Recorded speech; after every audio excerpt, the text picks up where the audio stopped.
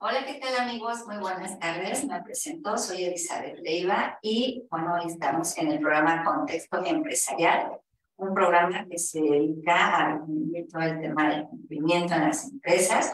Hoy hablaremos de lo que son los mitigantes para poder salirnos un poquito de ese brazo fiscalizador de las diversas autoridades. Vamos a dar por ahí algunos tips. Y bueno, para poder hablar de estos grandes tips, de estos grandes temas, pues tenemos grandes invitados expertos en esta materia, quienes nos van a ayudar y nos van a acompañar a lo largo de este programa para poder hacerlo muy productivo y poder tener más o menos una perspectiva de cómo vendría, cómo tenemos que actuar para poder cumplir de manera adecuada y no tener problemas con la autoridad y por el tema pues sanciones económicas tampoco nos afecten, ¿no?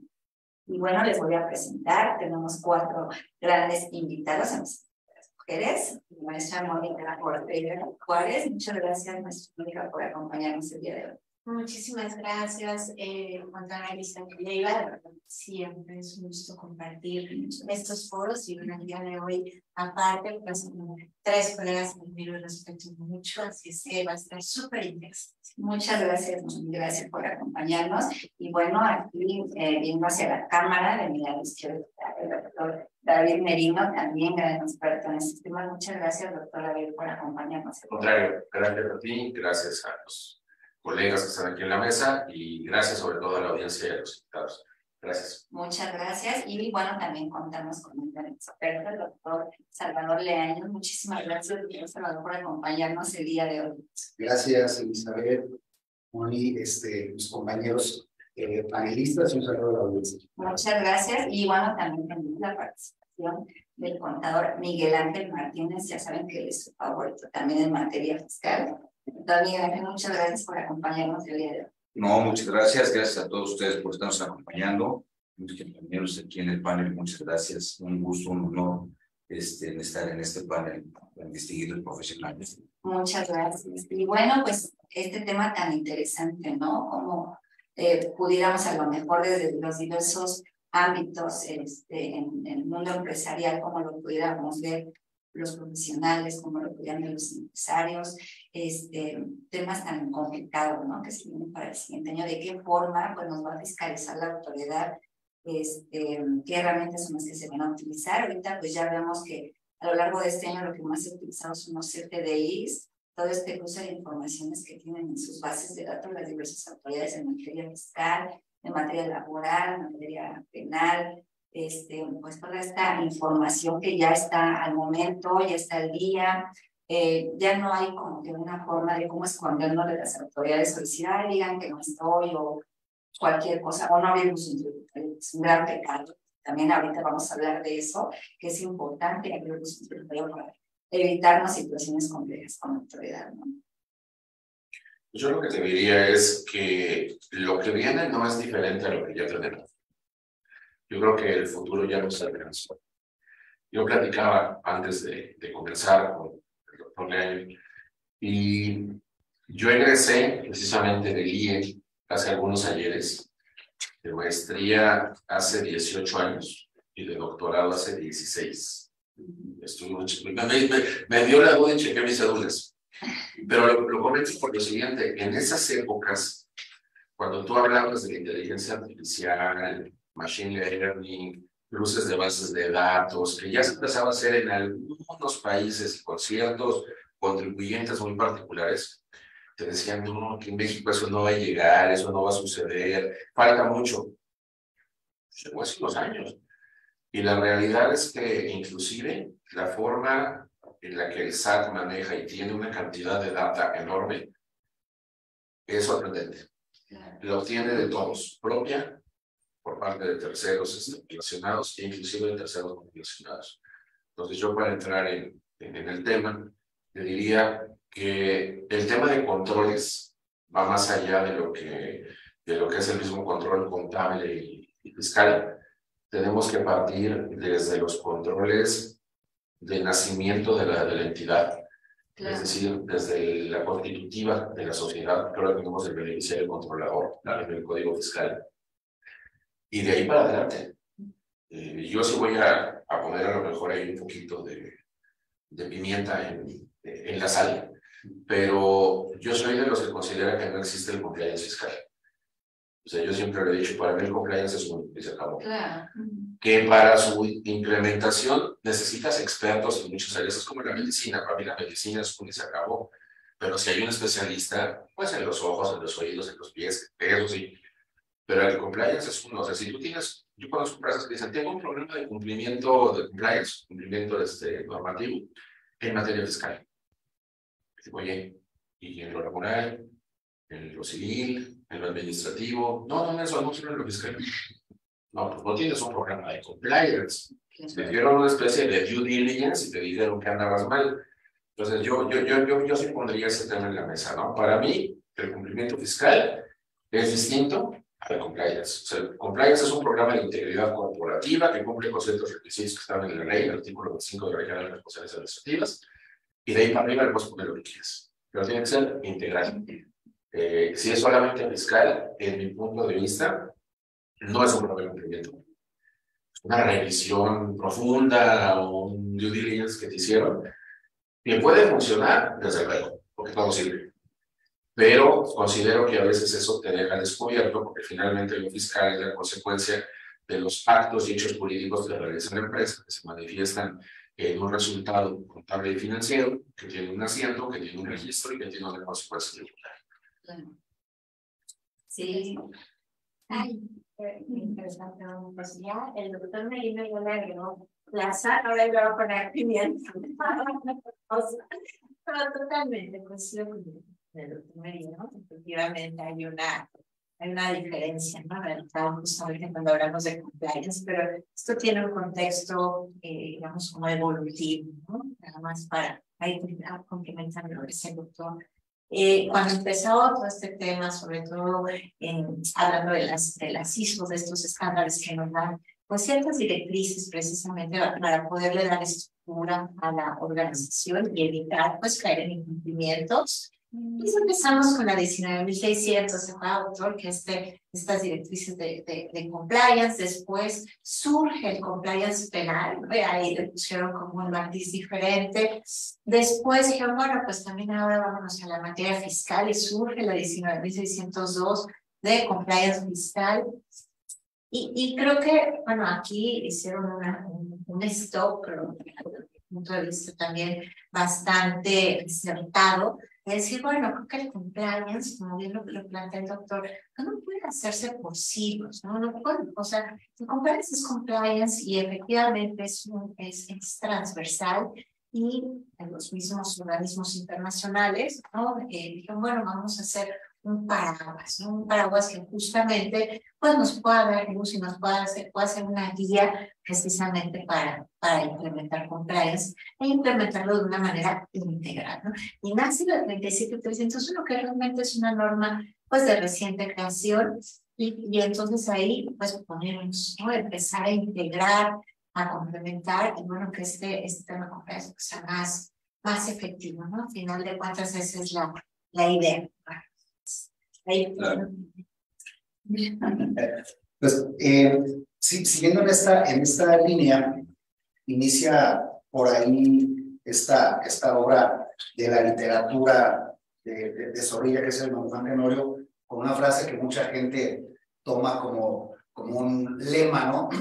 Todo tiempo pasado fue mejor.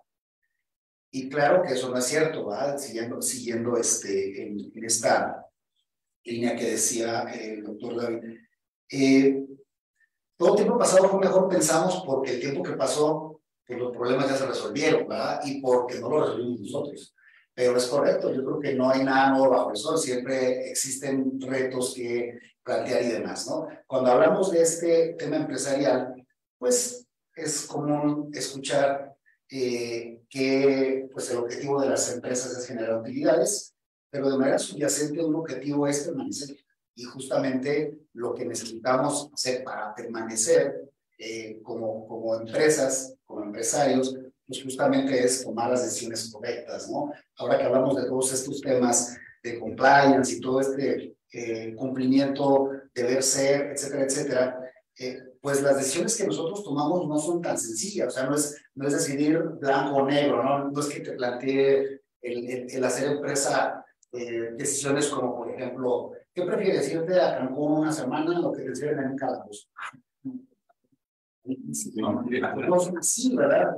Evidentemente las decisiones que tenemos que tomar tienen que ver con poner en riesgo financiero a la empresa o recortar personal. Entonces, las decisiones son malo y malo a veces. Y ahí entonces, ¿qué hacer en esta toma de decisiones? Que creo que es un poco lo que pretendemos platicar esta tarde. Lo menos malo, ¿verdad? O sea, cuando es malo y malo, hay que escoger lo menos malo. El problema es que muchas veces eso no lo ven los demás y dicen, ¿cómo es posible que haya tomado esa decisión? Bueno, es que era la menos mala, ¿no? Entonces creo que toda esta actualidad que nos agobia un poco, pues está centrada justamente en la correcta toma de decisiones y bueno, pues habremos de ir explorando cuáles son los elementos y la información para que se dé esta toma de decisiones. Claro, sí, yo, bueno, a mi punto de ver, esta situación de estas nuevas cuestiones tecnológicas, todos estos avances que se han dado, que en función yéndonos al tema, es cómo mitigo, ¿no? ¿Cómo mitigo? O sea, el primer punto es lo que ya se mencionó, cumpliendo, ¿no? El cumplimiento, no necesariamente el debido cumplimiento, me refiero a todos los procedimientos que deben de llevarse, pero sí tenemos que estar conscientes que la autoridad cada vez pues, nos tiene más detectables, como bien lo comentaba el doctor Merino, ya sea directamente y a través de terceros, y a veces hasta por el rebote sales tú a relucir, y eso lo sabemos con autoridades fiscales tanto federales como estatales, y ya yo le llamo chismógrafo, está por todos lados, ¿no? Es la información de que de repente llega el Seguro Social o llega en finanzas del Estado y te dice, oye, no, en el seguro tienes tantos trabajadores y aquí nada más me pagaste o no me has pagado mi impuesto local y págame. Entonces, uno de los puntos para efectos de esas fiscalizaciones es también aprovechar en beneficio de la empresa todo lo que ya hay, ¿no? También la parte tecnológica. Comentabas al principio, Elizabeth, el tema de los FDIs, que hoy se basa mucho, gran parte de la fiscalización en ese documento. Tenemos que 2 años que toda nuestra reforma fiscal y todo el ámbito fiscal se basa en CFDI, y nos tienen ya merito, ¿no? Pero ha ido avanzando, ¿no? Pues hace cuántos años el CFDI tiene en nuestro país, que 10 años, y era así como que, para los grandotes, ¿no? Para las empresas, wow. Y ahora, pues todos tenemos que usar el CFDI. Hay países como Guatemala, donde el SAT mexicano está asesorando a la SAT, porque ella es superintendente. Entonces, el SAT y la SAT guatemalteca, precisamente en la implementación del CFDI, porque allá sí es nuevo, todavía. Y entonces entraría en una parte que dijo el doctor, la toma de decisiones. Al final, yo creo que algo que es fundamental es la información. Entre más información tengamos para tomar decisiones, podríamos tomar probablemente mejores decisiones, porque también uno las tiene que tomar desde la cabeza y a veces no con el corazón, ¿no? Y informarnos de lo bueno y de lo malo, no nada más lo que nos gusta escuchar, ¿no? También hay que saber lo bueno y lo malo, sin generar miedo, sino ser objetivos en las repercusiones que siempre hay, y tomar reflexión, ¿no? ¿Qué quiero hacer en el futuro? Porque hay empresas, nos tocó con la pandemia, no nos veíamos más lejos, ¿no? Empresas que dijeron, a ver, ¿puedo aguantar? ¿No puedo aguantar? ¿Tengo reservas? ¿No las tengo? ¿Voy a tener mercado a futuro? ¿No va a haber mercado a futuro? ¿Se va a reactivar pronto? ¿No se va a reactivar pronto?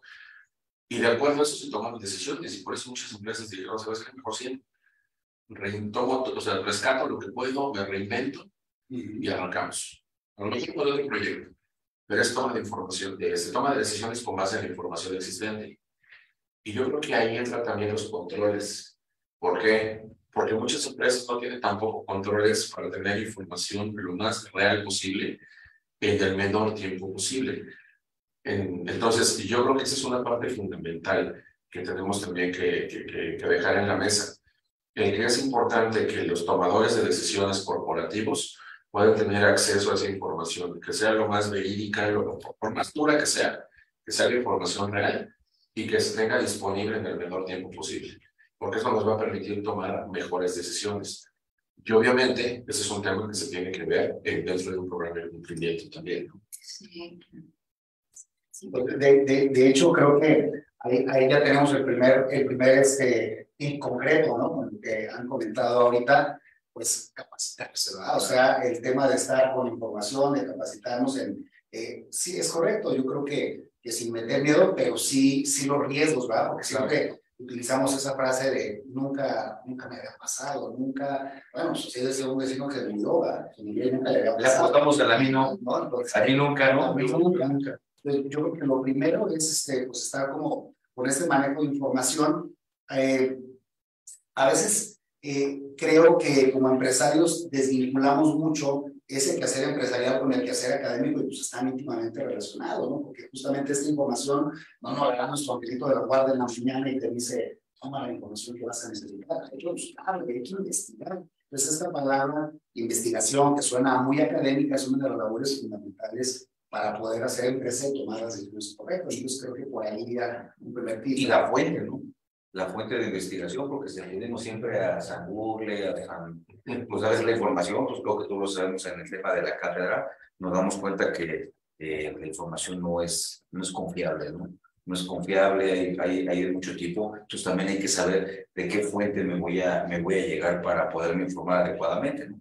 Porque pues a veces que le pueden, se documenta, pero la información, no sé si en la mañana tenía una reunión con un buen amigo y empresario, y él se documenta mucho, pero de repente ya sabe distinguir cuándo sí, cuándo no, y me invitan a charlas, dice, no, aquí ya no, ya como dicen, no, ya me hace ruido, dice, ya no coincide con otros. Entonces, pues igual también, con todo respeto, capacitadoras que también de repente no dan, no tienen ese control de calidad, ¿no? De qué están informando y pues bueno, todas las personas confían en que se paren enfrente, ¿no? Claro. Yo siempre les he dicho a mis alumnos, ustedes entiendan lo que les dicen, pero no lo crean. Una cosa es que te lo creas y otra cosa es que lo entiendas. Ya que lo entendiste, entonces ahora investiga. Lo que decías, doctor, investiga para que te convenzas, ¿no? Y ya eso sí va a ser productivo. Pero si ya nada más con un cursito y ya creíste lo que te dijeron, digo, finalmente el curso, y creo que a todos nos pasa lo mismo, es, tú dices lo que tú crees que la ley dice, ¿no? O las circunstancias, en fin, o vinculado con la experiencia profesional y todo, pero eso es lo que tú finalmente crees, ¿no? Lo puedes sustentar, no lo puedes sustentar, lo puedes fundamentar, no lo puedes fundamentar. Entonces, también es importante la fuente, ¿no? ¿A qué fuente estoy acudiendo? ¿Dónde estoy yendo a capacitarme? Sí, la verdad muy interesante todo lo que están comentando y bueno, aparte, independientemente de identificar la fuente, creo que en el tema de controles y el análisis de riesgo es bien importante el tema de comunicación y así como estamos ya conectados estamos hiperconectados, ¿no? A nivel global. También al interior de las organizaciones, pues desarrollar esta visión holística, de no solamente ver los riesgos, por ejemplo, en materia fiscal, ¿no? Sino también ver, bueno, qué riesgos tenemos en reputación, los riesgos reputacionales, los riesgos financieros. Y hace algunas horas tenía una conversación con una persona y me decía, oye, Mónica, hablando de la tecnología, ¿no? Que precisamente pues nos ayuda a tener un repositorio de la información, tenerla a la mano, tenerla controlada, y justamente por tomar mejores decisiones. Me decía, oye, ¿y hay alguna herramienta que pueda detectar algún control que esté faltando en la organización? Le decía, bueno, o sea, pues no, porque cada organización tiene sus riesgos de manera particular, específica. Entonces, no pueden ser los mismos riesgos para todas las organizaciones, ni tampoco puedes tener los mismos controles para todas las organizaciones. Lo más que puedes tener a lo mejor es una lista de muchos controles que puedes verificar cuál es la aplica a tu organización y cuál es no.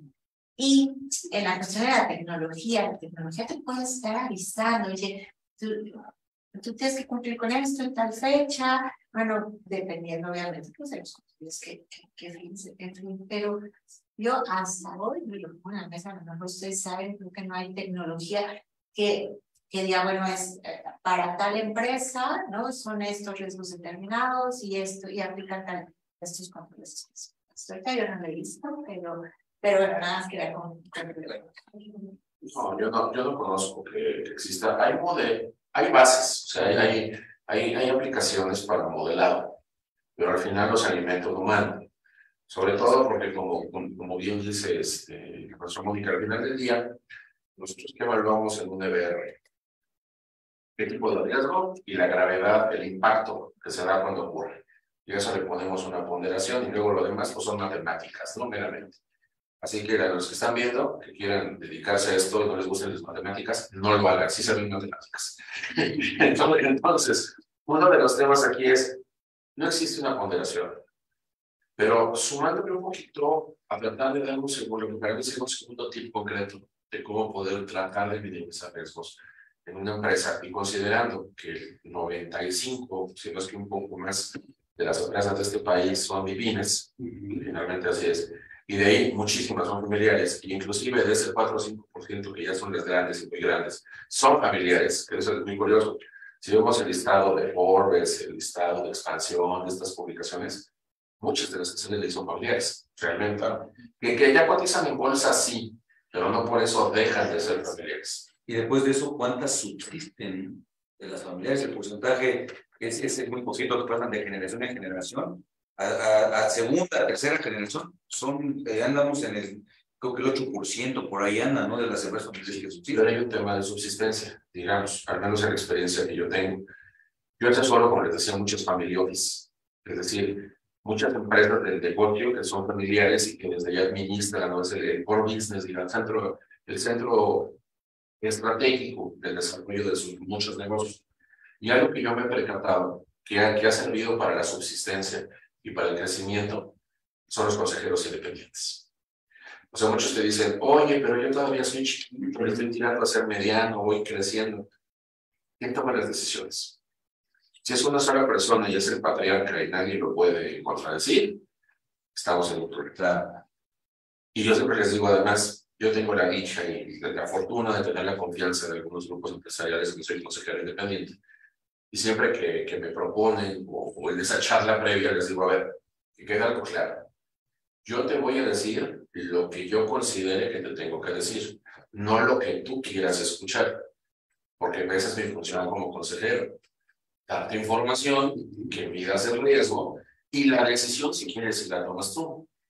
Entonces, yo oriento, pero acciones. Yo el segundo tip que podría ir a la mesa, además del que ya dio el Salvador, es en la medida que puedan, tengan uno o más consejeros independientes, especialistas en una materia, desde luego, porque también no eres todólogo, ¿no? Claro. Y me adelanto con un tercero, si quieren. El tema de tener ya las empresas un poquito más consolidadas, más grandes, así como existe normalmente el comité de auditoría, que es un comité muy común, pero extranjero de auditoría financiera, tener un comité de riesgos. O que sea el mismo comité de auditoría, pero que también vea el tema de riesgos. Porque finalmente ahorita pensemos en México, ¿no?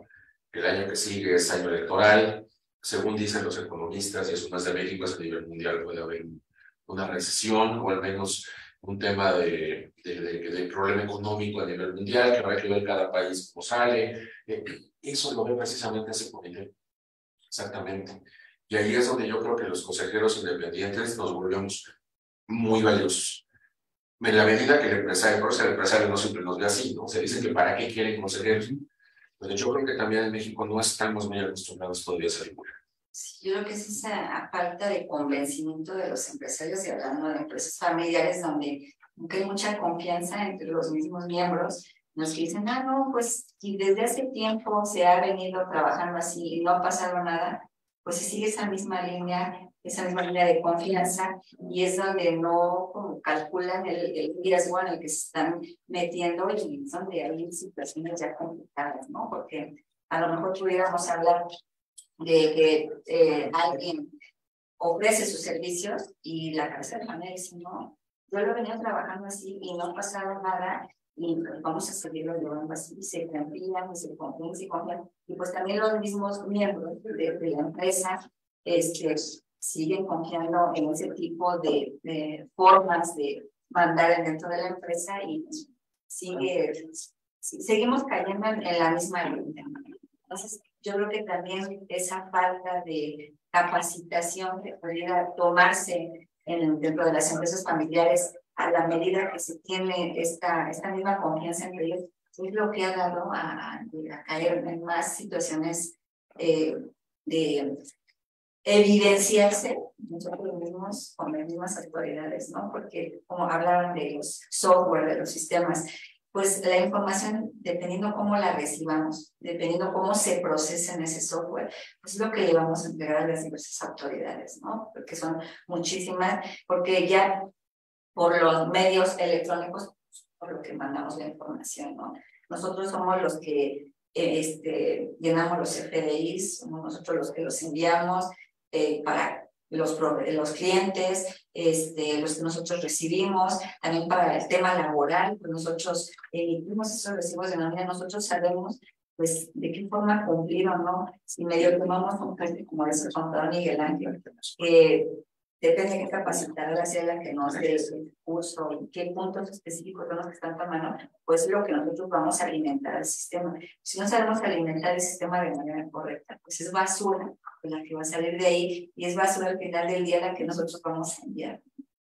Claro, hay creo que haciendo un match entre lo que decía el doctor y la maestra Moni, fíjense que cuando hablamos nosotros filosóficamente decimos que cuando el ser humano hace algo, no necesariamente es un acto humano, ¿verdad? Porque nosotros tenemos actos animales como ir al baño, como dormir, eso lo hace cualquier mamífero. Para que sea acto humano tiene que reunir cuando menos dos características, ¿no? Que esté implícita la inteligencia y la voluntad, además de la libertad, ¿no? Pero bueno, y entonces estos dos a veces están en pleito, porque a veces nosotros hacemos cosas que sabemos que están mal, sabemos, o sea, no es un tema cognitivo, es un tema volitivo, es de la voluntad. Y creo que ahorita hemos dado algunos tips que van más en el orden cognitivo, pero también hay que dar para la parte volitiva, porque a veces es querer, por ejemplo, esto de la disciplina hacia adentro y demás, que es un principio de orden, ¿verdad? El orden no es cosa menor, es decir, dijéramos, cuando Platón hablaba de su demiurgo, él no decía que era propiamente el creador del universo, o sea, la idea de Dios, sino el ordenador. Fíjense qué interesante, o sea, no importa quién haya creado, realmente lo que hace grande el mundo es el orden que tiene, ¿no? Y bueno, si nos vamos a la historia, pues Roma fue grande por el orden de sus ejércitos, y entonces tenemos que esta parte de orden va más en la parte evolutiva que en la cognitiva. O sea, todos sabríamos cómo hacerlo, pero el caso es que queramos hacerlo. Y creo que aquí viene el punto que tiene que ver más con el querer que con el saber, ¿no? Entonces creo que ahí abrimos otra pista, ¿no? Ahora tenemos un ciclo de dos pistas. Sí, la parte cognitiva, capacitarnos, que nos asesoren, etcétera, etcétera, pero luego la parte evolutiva es que yo también quiero, o sea, que vaya en ese orden más que en el saber. Claro. Yo creo que es fundamental un tema, gracias. Un tema que importante. Y aquí le voy a aventar la bolita los frente, ¿no? ¿Hasta dónde realmente, y lo dijo ahorita la contadora Elizabeth, hasta dónde la información con la que trabajan las empresas está bien estructurada? Porque a mí me ha tocado ver empresas que todos los FDIs de un año, desde el primero hasta el último, son exactamente por el mismo concepto. Y por ejemplo, son despachos de prestación de servicios. Oye, son firmas de abogados que tú te metas de su página de internet y le ofrecen servicios en 8 ramas distintas del derecho. Oye, ¿y esto no es el contador? Oye, ¿y qué nunca vio que existe un número en el catálogo para derecho laboral, uno para derecho civil, uno para derecho migratorio, uno para derecho aduanero? O sea, no es que no está mal porque cumple con el genérico. Simplemente, o sea, el catálogo de cuentas tuvo que haberlo diseñado el contador, porque normalmente los softwares, pues sí, son una chulada, son una excelente herramienta, pero como se comentaba hace un rato, si le metemos mala información, pues ya va a salir, ¿no? Debería interesar, o sea, bien que mal, pues va a ser 10 ingresos totales, medio de cambio y se acabó. Como dueño del despacho, dueño de la firma, ¿cómo sabes qué socio es más productivo que el otro? ¿Qué área está dejando ingresos y qué área está subsidiada? Si no sabes exactamente cuánto está facturando, porque factura de la empresa, pero no sabes cuánto factura que en lo individual cada socio, cada despacho. O sea, nos hace falta tecnología, pero también nos hace falta un orden, y ahí viene el tema. A lo mejor el tema es que esta persona, el dueño, sabe que lo necesita, pero no ha querido incorporarlo. Y para mí creo que es parte bien importante. Hay una frase de no sé si es de él, pero yo se la he escuchado a él, un gran amigo que quiero y que admiro mucho, Bernardo Álvarez del Castillo. Y Bernie, él es el oficial de cumplimiento del Grupo Expansión. Y Bernie dice que los programas de cumplimiento son para el que los quiere, no para el que los necesita. Porque muchas veces lo tenemos porque es un requisito para un contrato, para una licitación, para mi oferta pública. Lo tengo porque lo necesito. Y yo de broma le digo que es la unidad de cumplimiento, porque siempre es una persona. O sea, estás ahí, te ponen casi en el rincón donde no deslata y listo. Te aburres todo el día que tienes que hacer, que no te dan trabajo. Y tú lo quieres buscar y no te dejan. En cambio, es muy distinto cuando está la parte colectiva, que la empresa quiere implementar un programa. Y entonces, dentro de sus posibilidades, te dan los recursos, te dan las posibilidades, te dan las estadísticas, las métricas, la información. Entonces, creo que es bien importante esa parte colectiva. La verdad, yo lo había visto desde ese lado. Haciendo este match entre lo que dijo ahorita el doctor y lo que dice Bernardo, al final tiene un sentido. Y entonces tenemos que preguntarnos qué podemos hacer para que cambie esa voluntad de querer hacer las cosas, que muchas veces cambia por necesidad, ¿no? Y entonces la necesidad tendría que estar patente para que nosotros demos una respuesta. Pues, parte de ese cambio, creo yo que se está dando por el tema ahora en materia fiscal. Siempre sabemos que en los modelos de negocios, en todo, siempre ha existido la razón de negocio. Eso es algo fundamental. Pero ahora al hablar de razón de negocio en materia fiscal, y no nada más es ven, platícame, ven, demuéstrame, y esta situación empieza a tomar mayor trascendencia porque ya no es te llevo el CFDI, te llevo el contrato o la declaración, donde puede que todo, decimos en el medio nuestro de contadores, no todo amarra, todo está... No, ahora demuéstrame que lo que el CFDI dice, lo que tu contrato dice, realmente ocurrió en la empresa, ¿no? Dice, bueno, la contabilidad, bueno, sí, pero tampoco la contabilidad me demuestra que con eso ocurrió, ¿no? Entonces ahí es donde viene y toma trascendencia el tema del cumplimiento, ¿no? A nivel general, con los contratos y que se haya llevado a cabo el contrato laboral, civil, mercantil, todo tipo de contratos. Entonces es donde viene esa situación al decir, dame tu razón de negocio, no nada más, ahí tengo un CFDI donde me compré pues 3 televisiones porque pues en mi oficina quiero que haya 3 televisiones, ¿no? O 5 televisores, o tengo 4 celulares y pues compro los 4 los hago deducibles, las líneas y todo. Oye, demuéstrame que necesitas los 4 celulares, ¿no? Entonces ya esta parte, creo que sí, cada vez la autoridad, bueno, no creo, cada vez la autoridad está poniendo mayor énfasis en decir, no te preocupes, está bien. Es más, las cartas de invitación. Hoy, y a lo mejor doy un pequeño brinco a lo que estamos platicando. Si vemos los ingresos que se pretenden percibir en este año, hay un incremento en el impuesto sobre la renta histórico, 21, casi el 22% de incremento. No todos sabemos que no hay una reforma fiscal. ¿De dónde va a salir esto? Fiscalización. Claro, y ya nos dieron un dato, ¿no? El incremento, bueno, el pequeño incremento, el incremento se dio de cerca del 22% al salario mínimo, y otro, lo de las vacaciones, que eso va a incrementar mucho la recaudación, y sabemos que gran parte de la recaudación pues viene de ¿dónde? Del sector laboral, ¿no? De los trabajadores. Entonces ahí tenemos una partecita, la otra parte va a ser a través de los actos de fiscalización, y la autoridad, pues bueno, sabemos que no viene por el presente necesariamente, ¿no? Siempre viene por el pasado, y hoy las empresas se están ubicando en un problema donde la autoridad dice, bueno, está bien, sí, ya tengo tu CFDI, ya tengo tu contrato, ahora justifícame por qué escogiste ese proveedor. Y entonces, ¿qué te están pidiendo? la parte de cumplimiento del control interno, ¿no? Una realidad, razón de negocio, Exactamente. distribución. Entonces, ahí es donde digo que ya estamos en ese punto. Ahora, muchos lo tomarán meramente como pues, norma antiabuso, ¿no? Sabemos que nuestras leyes fiscales están plagadas de normas antiabuso. A lo mejor uno de mis grandes mentores, y seguramente los han reconocido, don Guillermo Flores Meyer, un excelente maestro, y tuve la suerte de compartir amistad con él. Él lo decía muy fácil, ¿no? Y él siempre estuvo del lado de la autoridad, fue el creador de parte de la autoridad del IVA y todas las normativas que sacaba. El maestro decía, mire, así es como estamos ahorita, entre amigos, nos hacía favor, nos invitaba a algunos a estudiar en su casa. Y así como que éramos los seleccionados, ¿no? Para estudiar con él, nos dejaba temas y había que cumplir. Y él decía, la ley de impuesto sobre la renta no debería tener arriba de 12, 15 artículos.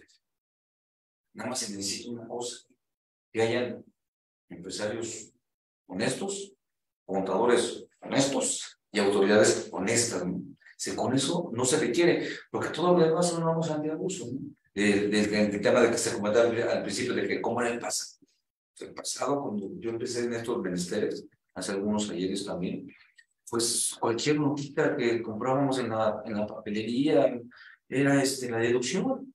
Entonces, ese principio de buena fe del derecho, pues estaba en su máxima expresión, ¿no? Entonces, ¿qué hacíamos? Pues a llenar, ¿no? Venían estas fechas y en las gasolineras te vendían los blogs y a llenar blogs y hasta el IVA, ¿no? Te permitían que tú lo desglosaras la ley. O sea, ¿qué confianza nos daba la ley en el principio de buena fe, ¿no? Siendo netamente el uso de unos de puntos? ¿Y qué pasó? Pues empezamos a usar y ahí se va. Y entonces ahora lo que estamos comentando, que es el tema, ya no es el CFDI, ya no es el contrato, ahora es dame la materialidad, dame tu razón de negocio.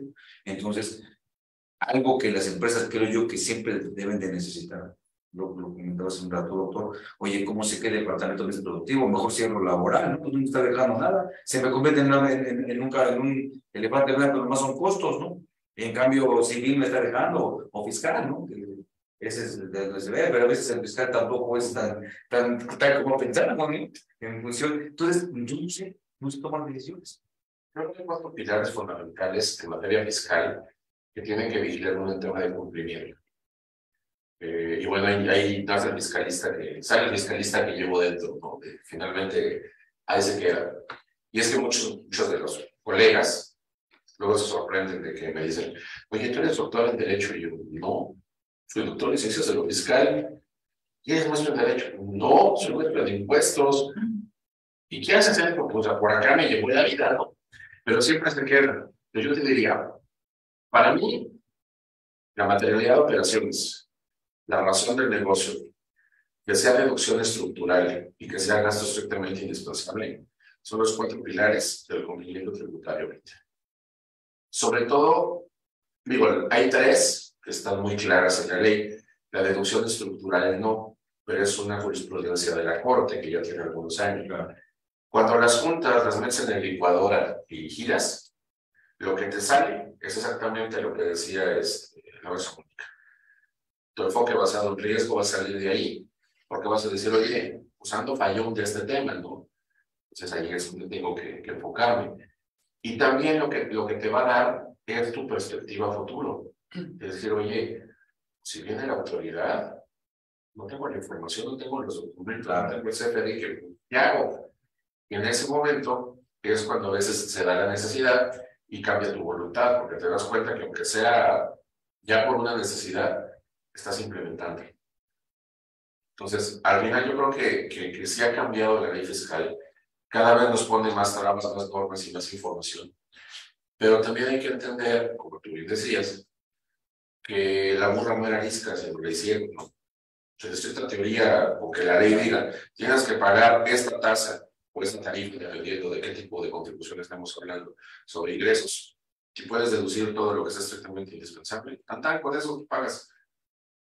Coincido con el maestro Flores Meyer, pero el tema es que nadie lo hacía, empezaron a poner requisitos y requisitos, ¿no? Entonces, creo que también la sobreregulación es muy mala. Y en México tenemos mucha sobreregulación, pero nosotros mismos lo queremos propiciar. Claro, y el tema que es algo que a mí profesionalmente me duele mucho y lo veo como un cáncer, es el exceso, el abuso de lo que son las cláusulas, perdón, habilitantes, gracias, las vamos a ver la miscelánea, ¿no?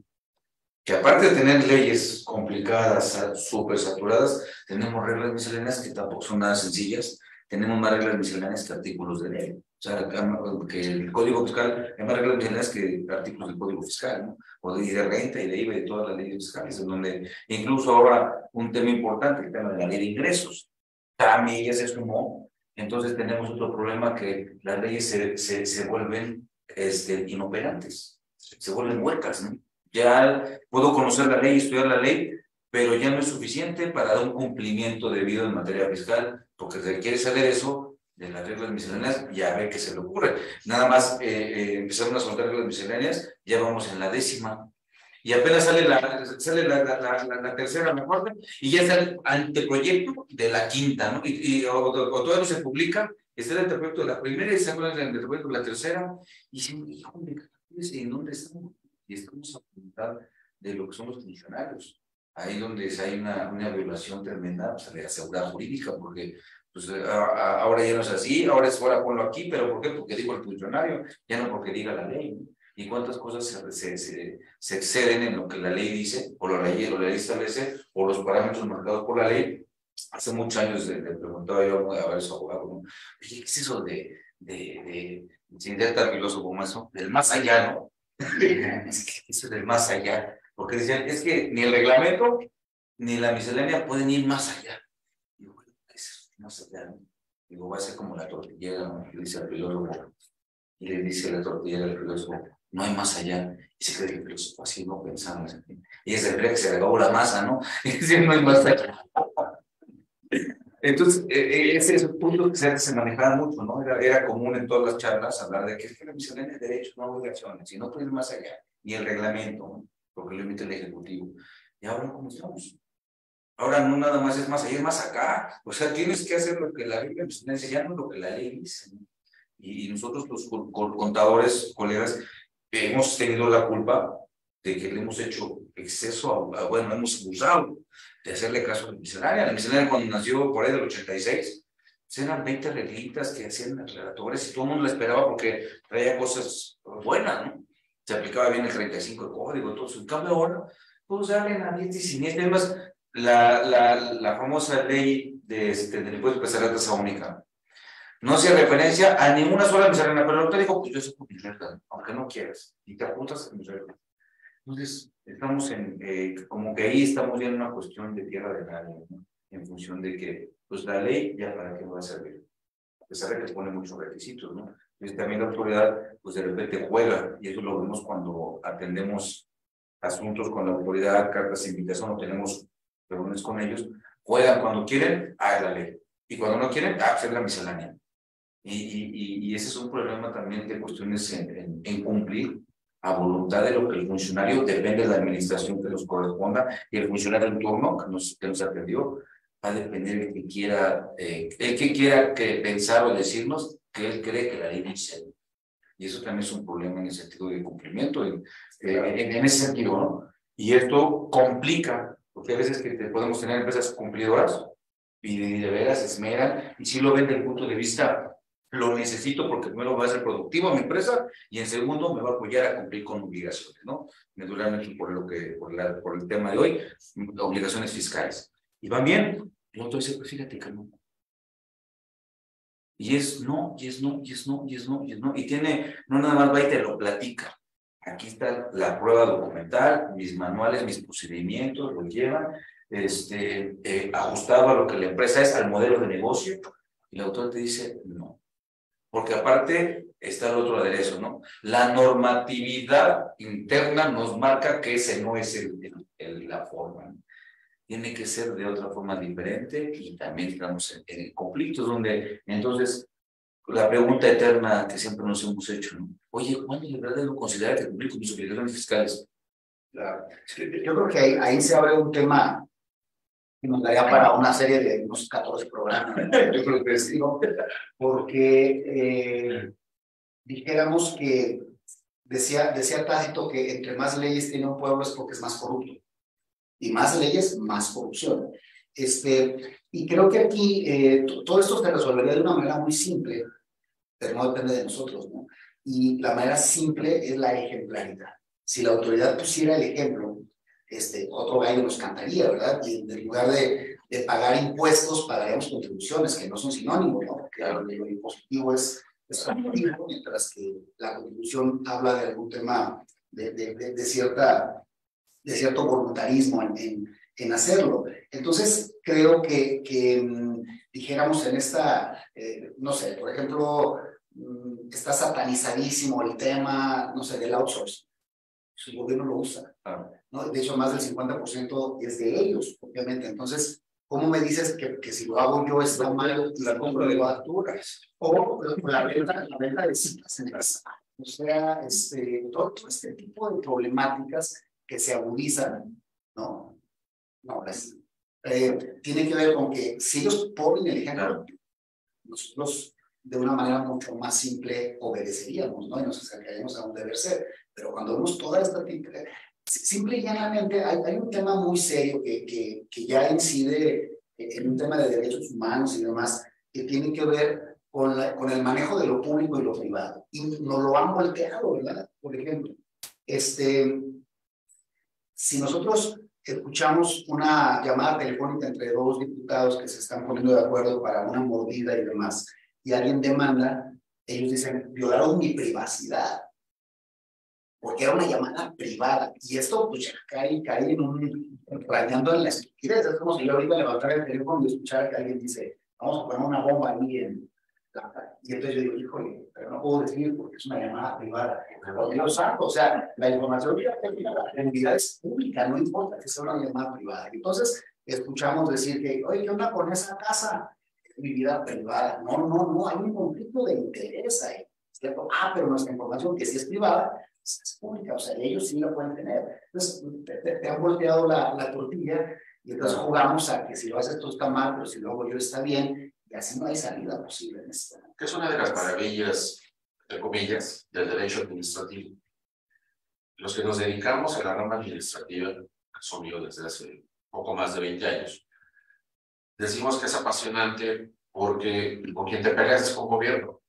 Llámale municipal, estatal, federal y del sector que quieras, ¿no? Pero al final, ¿qué sucede? Le ganas. Y cuando le ganas, entonces, ¿qué hace tu contraparte? Te cambia la ley para que no logres aplicar el mismo precepto. Entonces, es una lucha desigual. Por ver qué dice la jurisprudencia, ¿no? Sí, también. Ahora hay también hilos. Yo creo que también es importante ver qué tipo de ejemplo hemos dado. Y yo sé que al doctor le gusta mucho el tema de ser ejemplo uno mismo, ¿no? Lo que yo platicaba el otro día, ser congruente. ¿Por qué? Yo tengo conocidos que son ingenieros, son veterinarios, yo no tengo nada contra esas profesiones, pero ellos te dicen, yo soy fiscalista. ¿Cómo? Sí, tengo una empresa de asesoría fiscal. Y resulta que de repente salen ahí en el listado del 69B, ¿no? Como EFOS, en realidad. Y entonces, esa frase tampoco es mía, pero es cierto lo que decían. El decir que un vendefacturas es fiscalista es como decir que el que hace fentanilo es farmacéutico, ¿no? O sea, en realidad no. Pero ¿qué sucede? De repente, con una salida, tú ahorita lo mencionabas, antes se hacía con los blogs. Por ahí me contaron, ¿no? En alguna ocasión, que cada cierre de mes, cuando las facturas se llenaban a mano o a máquina, dejabas 5 o 6, te brincabas esos folios, te brincabas 5 o 6 después. Ahorita dejabas cheques en blanco y después los llenaban, ¿no? Te brincabas los cheques. Son supuestos teóricos que no nos consta que pasaron, ¿no? Pero finalmente no puedes hacer eso. Y es un tema ético, es un tema de congruencia, es un tema de hacer, decir y pensar lo mismo. O sea, ¿cuántas empresas no tienen, y aquí no nos se mete en un problema, ¿no? Pero bueno, ¿cuántas empresas no tienen sus reconocimientos de empresa, cumplidores socialmente y demás? Y cuando ves las tripas, resulta pues, que está hecho un verdadero caos. Entonces, vuelvo al punto, los controles del cumplimiento los tienes porque verdaderamente los vas a implementar, o simplemente porque los tienes ahí porque quieres tenerlos de aparecer en un ranking o demás. Ahí yo creo que está una muy buena parte del medio del asunto. Convencer al empresario, convencer verdaderamente al tomador de decisión de que implemente un programa de cumplimiento, de que le va a minimizar los riesgos, de que le va a facilitar operaciones, porque en el programa de cumplimiento tienes que entrevistar con las áreas, tienes que conocer toda la operación y te das cuenta que hay áreas duplicadas, que hay puestos de trabajo que están subutilizados, que hay gente que a lo mejor no está contenta con el clima laboral. Ahora está muy de moda el salario emocional, que se le llama. Y que muchos empresarios se dicen, ¿qué es? Sí, yo creo que ahí no sé, Mónica, te ha pasado mucho, ¿no? Por ejemplo, empresas, de veras empresas, lo mencionaste, porque están en bolsa y tal, y dices, wow, ¿no? Aquí se van a hacer exámenes profesionales cada vez que me hagan una consulta y cosas así. Y llegas y te das cuenta que tienen las certificaciones y ahí están en sus salas de juntas, todos con el conocimiento de las certificaciones y en su currícula también. Y entonces, con cada problema operativo, me creo que esto de traer también muy por eso. Ah, bueno, pues vamos a empezar a meternos al problema. Okay. Bueno, la verdad es muy rico escucharlo, o sea, todas las aportaciones, los conocimientos que nos están compartiendo, porque podemos empezar a entrar, ¿no?, en el terreno, en la pista de los matices sutiles del tema de cumplimiento. Y acaba de decir algo bien interesante el doctor Merino, que dice, ¿cómo convences al empresario de que el cumplimiento es positivo, ¿no? Y ahí yo quisiera aportar, ¿no?, que debemos de, quisiera poner sobre la mesa una distinción, cumplimiento. Compliance. Compliance va enfocado justamente a gestionar procesos. Ya todos ustedes lo acaban de decir, ¿no? Y lo explicó muy bien el doctor. Entonces, el área de compliance va a gestionar los procesos, va a tener información de los riesgos a los que está expuesta la organización, de los impactos positivos o negativos que pudiera tener si se materializa alguno de esos riesgos. ¿Y cómo convencer al empresario? Bueno, pues aquí hay una capita que viene arriba del compliance, que es la gobernanza. Digamos, aquí en México, en muchos países, no se mezcla estos conceptos. El que tiene que gobernar, opera, ¿no?, gestiona procesos. Y pues, ¿qué es lo que le va a permitir tener un sistema de gestión de cumplimiento? Gobernar. Va a tener información que le va a estar subiendo el oficial de cumplimiento, en 2 días, y él a su vez va a poder gobernar. ¿Qué se gobierna? Pues personas, ¿no? Personas, se gobierna la organización. Puede estar enfocado en que se cumplan los objetivos estratégicos de la organización sin tener que estar metido en la operación, porque para eso tiene un oficial de cumplimiento que va a estar precisamente, ¿no?, haciéndole llegar toda esta información. Y aquí lo quiero conectar con algo bien importante. Yo también soy del club del doctor. Esto tiene que venir desde arriba. O sea, la decisión tiene que venir desde la alta dirección o el órgano de gobierno. Es un tema de compromiso con implementar el compliance, un sistema de gestión. De otra forma, no puede ser. De otra forma, lo que estaríamos implementando sería un programa de cumplimiento que se divide en 2, ¿no?, que es cumplimiento, ¿no? O sea, es eso. Sí. Si nosotros tenemos el compromiso de la alta dirección, que esto sea real, que no sea un programa que hemos maquillado, ¿no?, y ahí voy a la explicación rápidamente, que no sea maquilladito. Bueno, pues entonces entra un concepto aquí que es fundamental. O sea, no puede no existir la ética. Y la ética tiene que venir, no solamente se tiene que enseñar, ¿no?, se tiene que enseñar con el ejemplo. Aparte se tiene que entrenar, ¿no? Y ahí viene el otro tipo. O sea, la ética no solamente se enseña, sino que se entrena. Y tiene que ser un entrenamiento constante como ir al gimnasio, ¿no? Uno cuando va al gimnasio no nos crece el músculo con 1 o 2 veces que vayamos al gimnasio. Tenemos que ir constantemente, ciertos meses, para que, bueno, pues ese músculo se pueda fortalecer. Así es que es Y ahora bien, pues para meternos en problemas, no, o sea, las certificaciones generan confianza, por supuesto que generan confianza. Yo creo que eso es muy claro, ¿no? En muchos sectores, pero no necesariamente una certificación o un sistema de cumplimiento, una certificación, bueno, pues son, digamos, herramientas. No perdamos de vista que todo el sistema de gestión de compliance lo manejan esas herramientas. ¿Quién las maneja? Personas. No son infalibles. No son infalibles. Y ahí es donde entra justamente este entrenamiento en ética y integridad empresarial que tenemos que tiene que ser constante para que estas herramientas pues, puedan funcionar de manera adecuada y no obtener una certificación y que después nos estemos involucrados pues, en un incumplimiento. La certificación no es un blindaje, genera confianza, está diciendo que estás haciendo las cosas bien, que tienes voluntad. Sin embargo, si esto no se entrena, pues caer. Sí, también tenemos ahí una ley en el tintero, ¿no? En el Congreso de hace un par de años respecto a lo que son las empresas socialmente responsables. No, las empresas que van a ser socialmente responsables, ¿no? La ley responsable. Así es. Es que se vale no estar de acuerdo, porque la diversidad se genera el conocimiento. Yo siempre lo he dicho, pero yo sostengo que en México empezamos al revés. Primero teníamos que empezar estudiando gestión de riesgos y luego los riesgos específicos. Uno de ellos tiene que ver pues, con PLD, por ejemplo.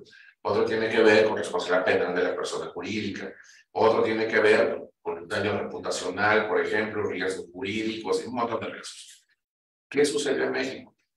En México, de repente, hace más o menos unos 12 años, nos tocó la vuelta a Gafi y nos dijo, oye, las cuestiones de PLD están para el perro. O sea, tienes que tener ley, porque si no, empezar a ver consecuencias. Entonces, ¿qué se hizo? Se sacó la ley hace 10 años. La ley de PLD, se tengo Gafi de hace 12 años, fue cuando el hermano me dijo, oye, haz mal. ¿Qué se hizo? Se hizo la ley PIORPI, famosa ley PLD antilavado, que cumple 10 años, ¿no? Luego, ¿qué sucedió? Sobre la famosa reforma en materia de responsabilidad jurídica de la persona penal y de la persona implicada, de la persona jurídica. Y entonces se le prendieron las alertas a mucha gente y dijeron, no, compliance. Por eso mucha gente cree que el compliance es penal, pero en realidad no. Ese fue el detonante que se dio en México. Y es que lo sacó, o sea, sale la ley y se quedó ahí. Cuando sale esta ley, Como que esta ley marca lo correcto, la gestión de riesgos, de las cosas. Entonces, ¿qué sucede? Tienen áreas de oportunidad en mi apreciación, muchos instrumentos, pero es un muy buen intento, está bien estructurada como una base. ¿Qué sucedió? Pues está durmiendo el sueño de los justos, ¿no? Pero sí nos hace falta una ley. Es más, yo te diría, yo jamás he entendido por qué los requisitos mínimos que debe cumplir un programa de cumplimiento está en la Ley General de Responsabilidades Administrativas. O sea, ese artículo, ¿qué tiene que hacer ahí? Sepa, pero ahí está. Y le falta una versión, porque te dice, el programa deberá cumplir como mínimo, y ya viene, ¿no? Tu código de ética, tus programas, tu programa de difusión, tu programa de socialización, tu programa de capacitación, política de recursos humanos, viene la línea ética o línea de denuncia, sí, perfecto. Y el factor humano no viene. Por eso debe traer una versión que diga, y debería existir un oficial de cumplimiento o un encargado responsable, pues debe que se aplique, porque si te menciona, debe haber un programa de auditoría. Pero la auditoría es después de revisar y de implementar, viene, no dicen. Pero también hay una cosa principal, eso a mi parecer es bastante importante. Bueno, ¿qué requisitos mínimos? Así como vienen las normas ISO sí te dicen, tu programa debe tener o deberá tener, o sea, ahí no es de más o menos, ¿no? Lo interprete ¿no? Bajo mi punto de vista. Debe tener tal, vamos a pensar, ¿no? Cero tolerancia al pagar. Eso es lo que debe tener, no más, no menos. En el 25 de la Ley General de Responsabilidades Administrativas se mencionan los elementos mínimos que debe tener tu programa de cumplimiento, pero ¿cuáles son los requisitos que debería tener, por ejemplo, el manual de la organización? Digo, de ética, o sea, piensan. O sea, entonces. No códigos de ética, son más largos que la Biblia. Yo le decía, oye, el código de ética entre más largo, más inútil. O sea, porque el código de ética te va a decir el qué, no el cómo. Para cómo están las 800 políticas que puedes implementar. ¿Qué te dice el qué específicamente?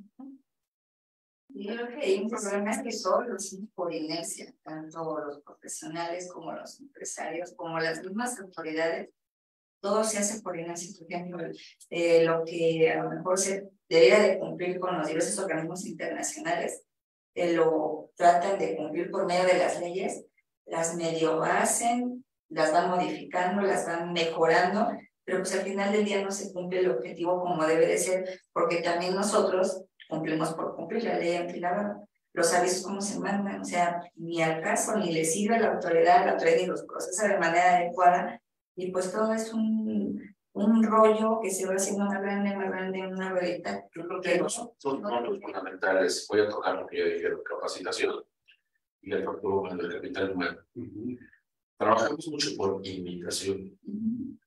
A mí me ha tocado ir a cursos de asistente, en donde de repente escuchas al expositor y te das cuenta que en su vida ha llevado un proceso de PLD.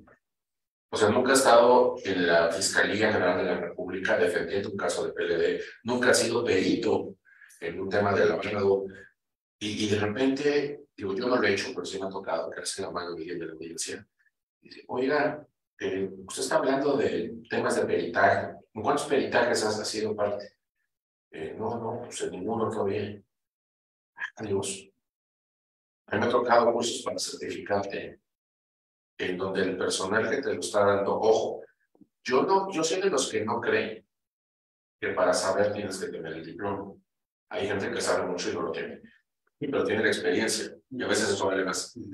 Pero hay personas, bueno, en materia de compliance, porque es todavía más fácil que el PLD. ¿Por qué me refiero con más fácil? PLD, pues está la certificación de la RIM, la certificación de la comisión, o sea, compliance no. Hay certificaciones privadas que quien la respalda es digamos, el historial de la institución educativa que te la dan. Entonces, oye, a mí me está certificando esta universidad, esta institución, esta organización, y ese prestigio de la certificación se basa del prestigio de la entidad del Estado, ¿no? Pero resulta que ahora todo el mundo es complianzólogo.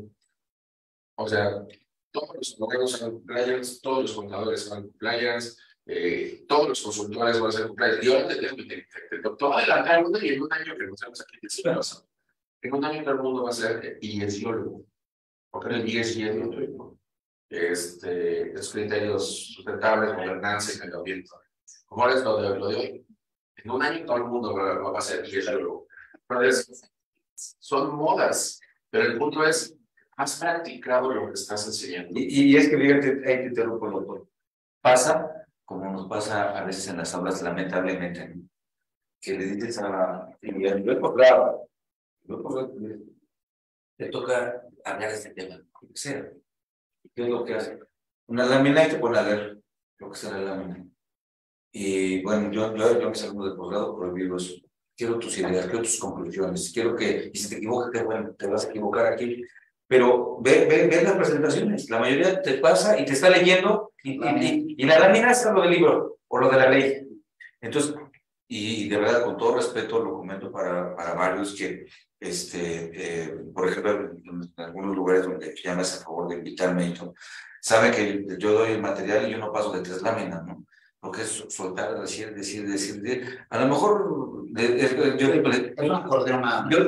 siempre les digo, a mí no me crean nada, literalmente, yo digo, a mí no me crean nada, permítanme darme a entender, ahí está el material, fundamento y sustento, ustedes le formarán su opinión.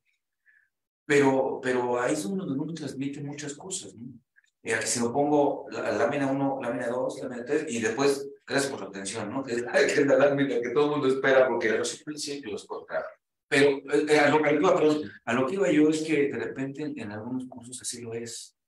Entonces, pues mira, me pongo a estudiar la ley, me pongo a ver el tema, me pongo a preguntar a los que saben, pues ya me llegué de algunos tips que voy a decir, que nunca los he hecho, pero lo digo y va, entonces quedó bien. Pero lo que hice fue, en ese material que es la misma ley, ni siquiera comentarios, y los comentarios que se van haciendo son totalmente hipotéticos porque nunca se llevaron, y eso también tenemos muchas personas, lamentablemente, porque ahora también lo que está de moda, pues ya todo el mundo es ponente, ¿no? Todo el mundo es ponente.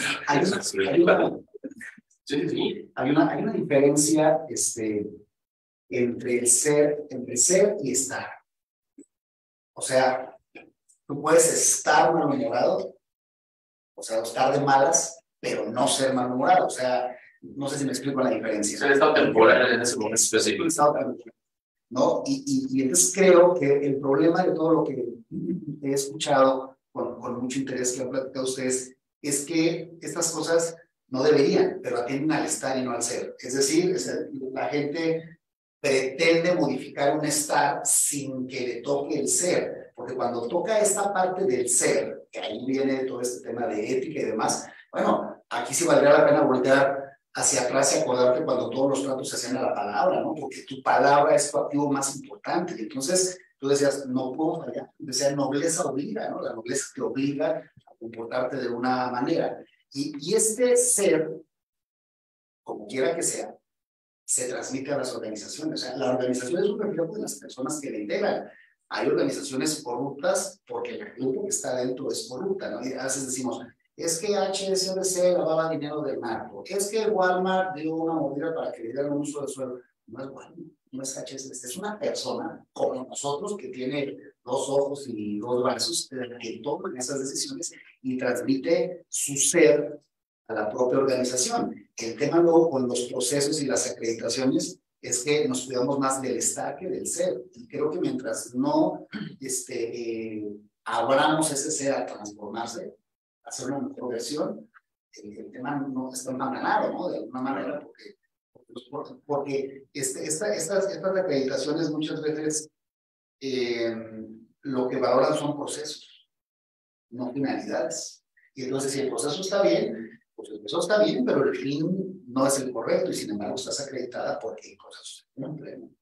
Entonces, en educación, por ejemplo, era muy dado esto, ¿no? Que las acreditaciones eran, si tu proceso de contratar a los docentes es sí, pero nadie decía, oye, los egresados que estás lanzando ahí afuera, ¿qué están haciendo, no? No, si cumples el proceso, está bien. Estamos desgastados ahí en ese estar.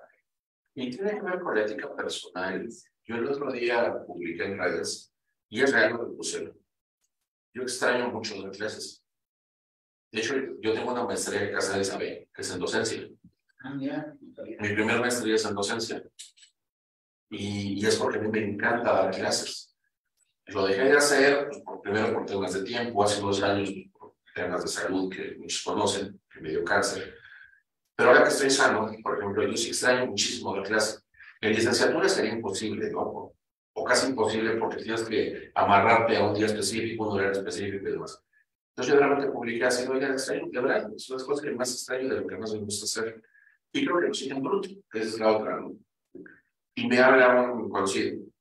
Dice, oye, te ofrezco esta materia, un instituto de posgrado, una escuela de posgrado. Tú dime, y arrancas. Le dije, oye, pero pues, yo no me dedico a eso. No, hombre, pero mira, te damos bibliografía, lo lees, es más, aquí en el instituto te preparamos el material y tú nomás vienes y lo lees y les cuentas, claro, sí. Pero decía, ¿cómo? Pues sí, tenemos un área que le prepara el material a los maestros y se los mandan unos 2 días antes, tú lo lees para que, digo, no te agarran la lámina desfasada, les echas un rollo y listo. Le dije que no. Entonces le dije que sí, no, me dijeron que no. No, le dije que no. Porque además es una materia que yo nunca he practicado. Es como si lo puedes haber hecho cada año. Digo, sé que existe, medio leí la ley en la facultad y se acabó. Yo creo que es uno de principios de ética. Yo creo que si das algo que lo practicas, si tienes a alguien que no sabe nada, un neófito en el tema, va a aprender mucho. Y si tienes a alguien que es experto, porque le des un tip o 2 tips, pero porque tú lo practicas, va a salir contento. De otra forma, te está haciendo no correcto contigo, y al ser no correcto contigo, lo eres con los demás. Es que finalmente es una responsabilidad, y ahí yo me atrevería a, ahorita que comentaba el doctor, pensé en voz alta, ¿no? Porque la licenciatura no sé donde necesitan muchos muchachos, de formarlos ahí, darles, ahí en ese punto, ¿no? Porque la parte de la licenciatura es más formativa, ¿no? Es donde necesitan, pues todos esos consejos, por llamarlo así, ¿no? Con las vivencias. Porque igual cuando me hicieron familia, la primera vez invitarme a dar clases en la computadora de la UNAM, en la Facultad de Contaduría, me estaban dando auditoría. Y pues yo tuve también que decir que no. Le digo, no, le digo, pero me toca un gallo ahí que sí me pregunta y yo en auditoría, es más, hasta no me gusta la boca.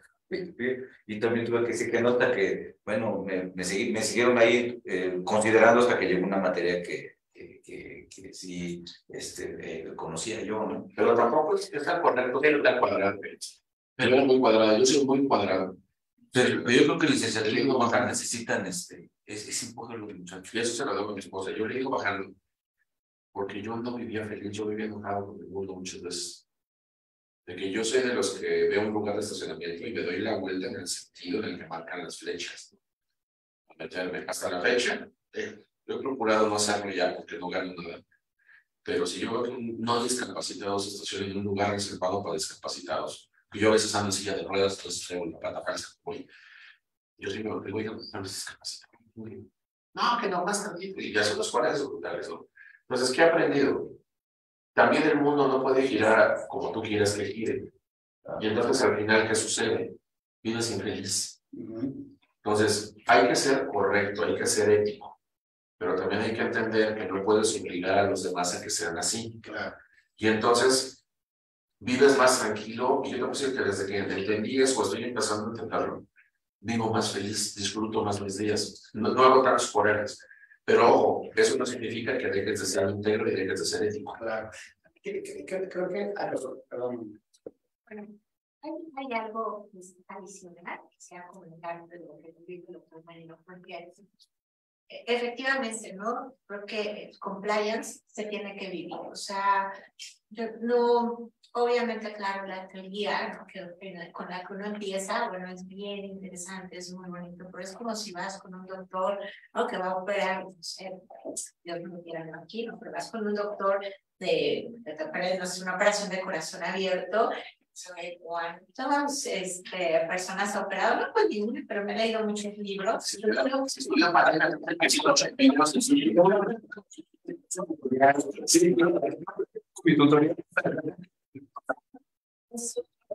pondría en manos de ese doctor por más libros, o sea, que haya leído, si no lleva por lo menos una operación en la práctica. Y que vivió. Y que vivió.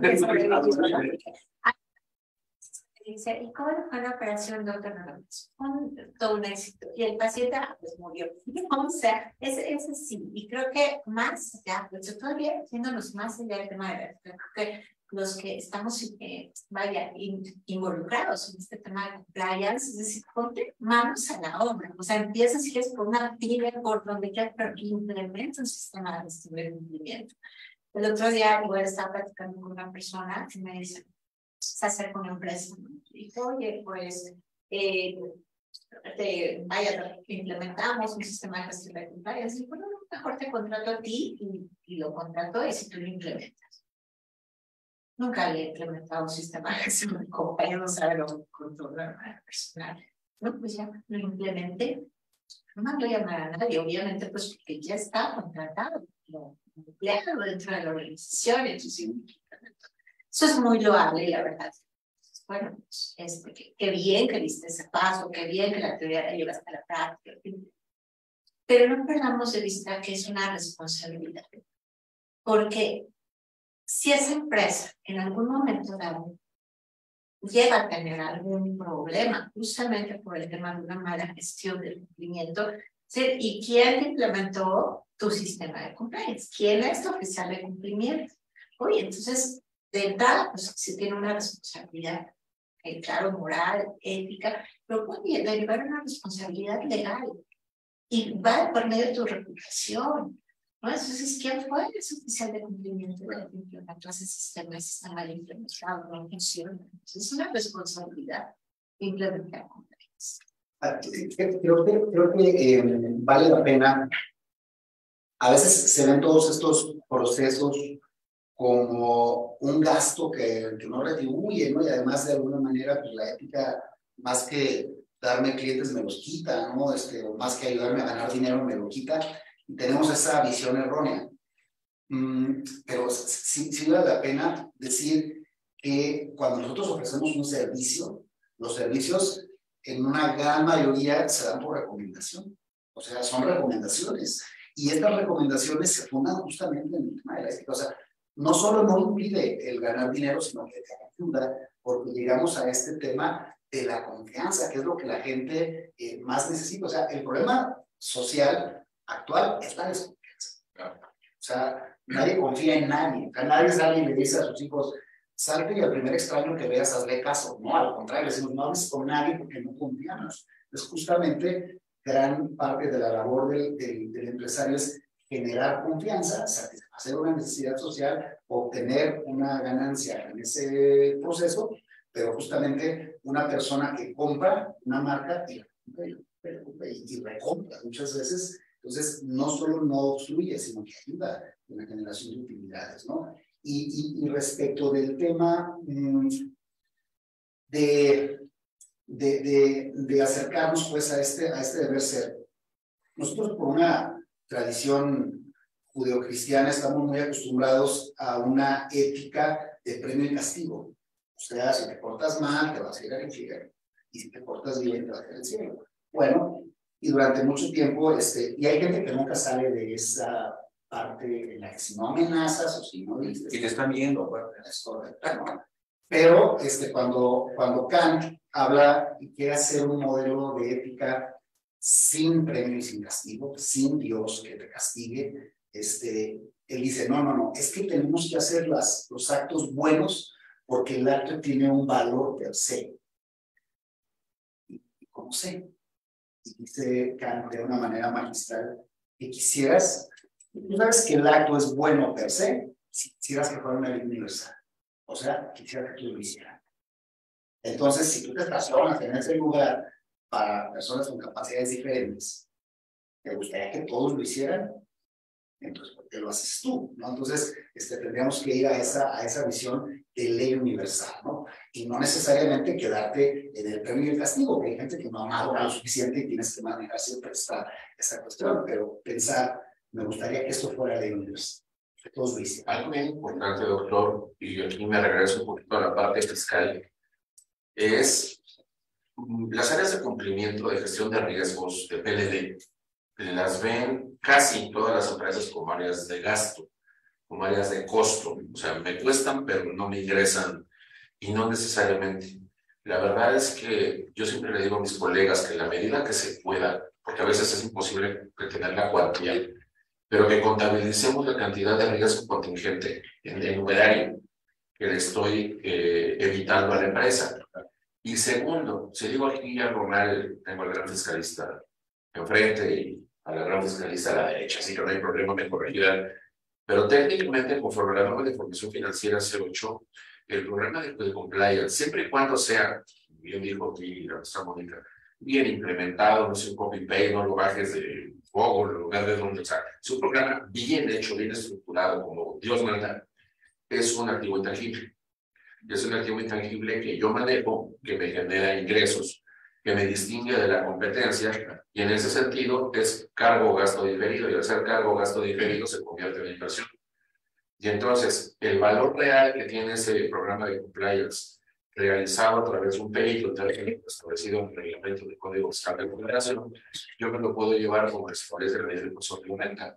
Lo impacto como un activo, porque es un activo de la empresa, lo impacto en el estado financiero, mejora el estado de posición financiera, y además lo puedo llevar a, el concepto de otras deducciones, al 15% de deducción anual para efecto de ISR.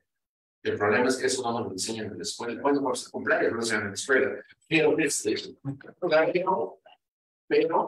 puede tener un impacto brutal financiero para la empresa. Viéndolo así, por supuesto.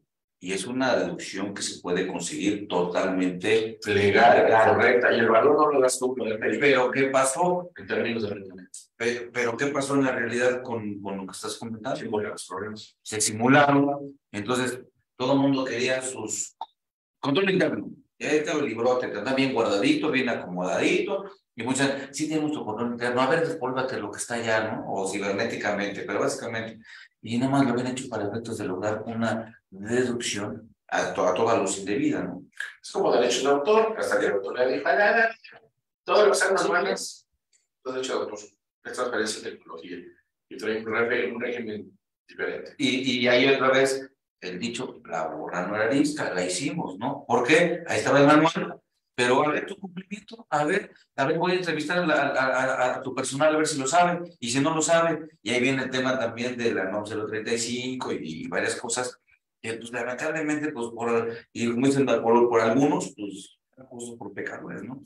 Ahora, algunas empresas que a lo mejor, y dada la situación que ya teníamos económica muy complicada, empeorada por la situación de pandemia y todo eso, no pueden invertir en esos servicios, ¿no? Hay muchas empresas que, aunque quieran, no pueden, ¿no? Sí, en lo que voy a decir, oye, pues empieza tú.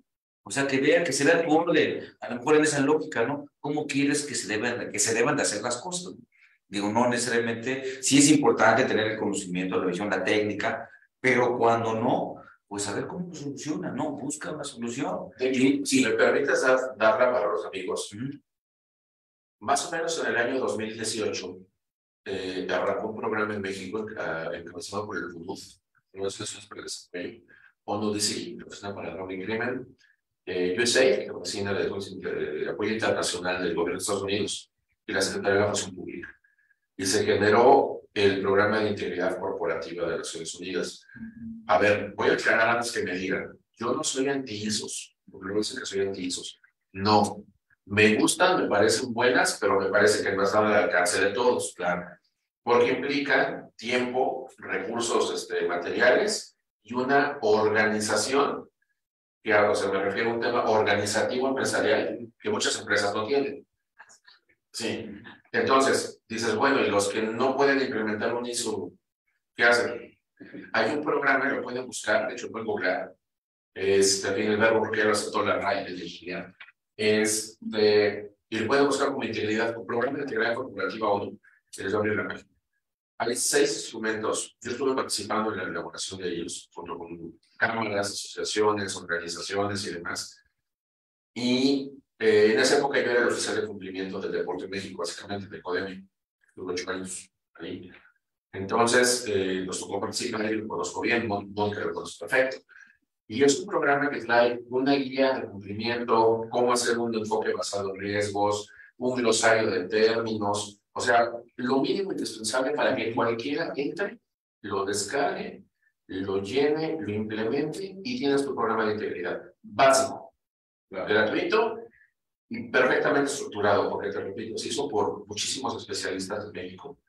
Estaba ahí con CAMIN, el CCE, la ONU, Función Pública, la Banda de Abogados, la NADE, el Colegio de Contadores, varias cámaras, la industria química, farmacéutica, aportaron sus códigos de ética, o sea, se trabajó mucho.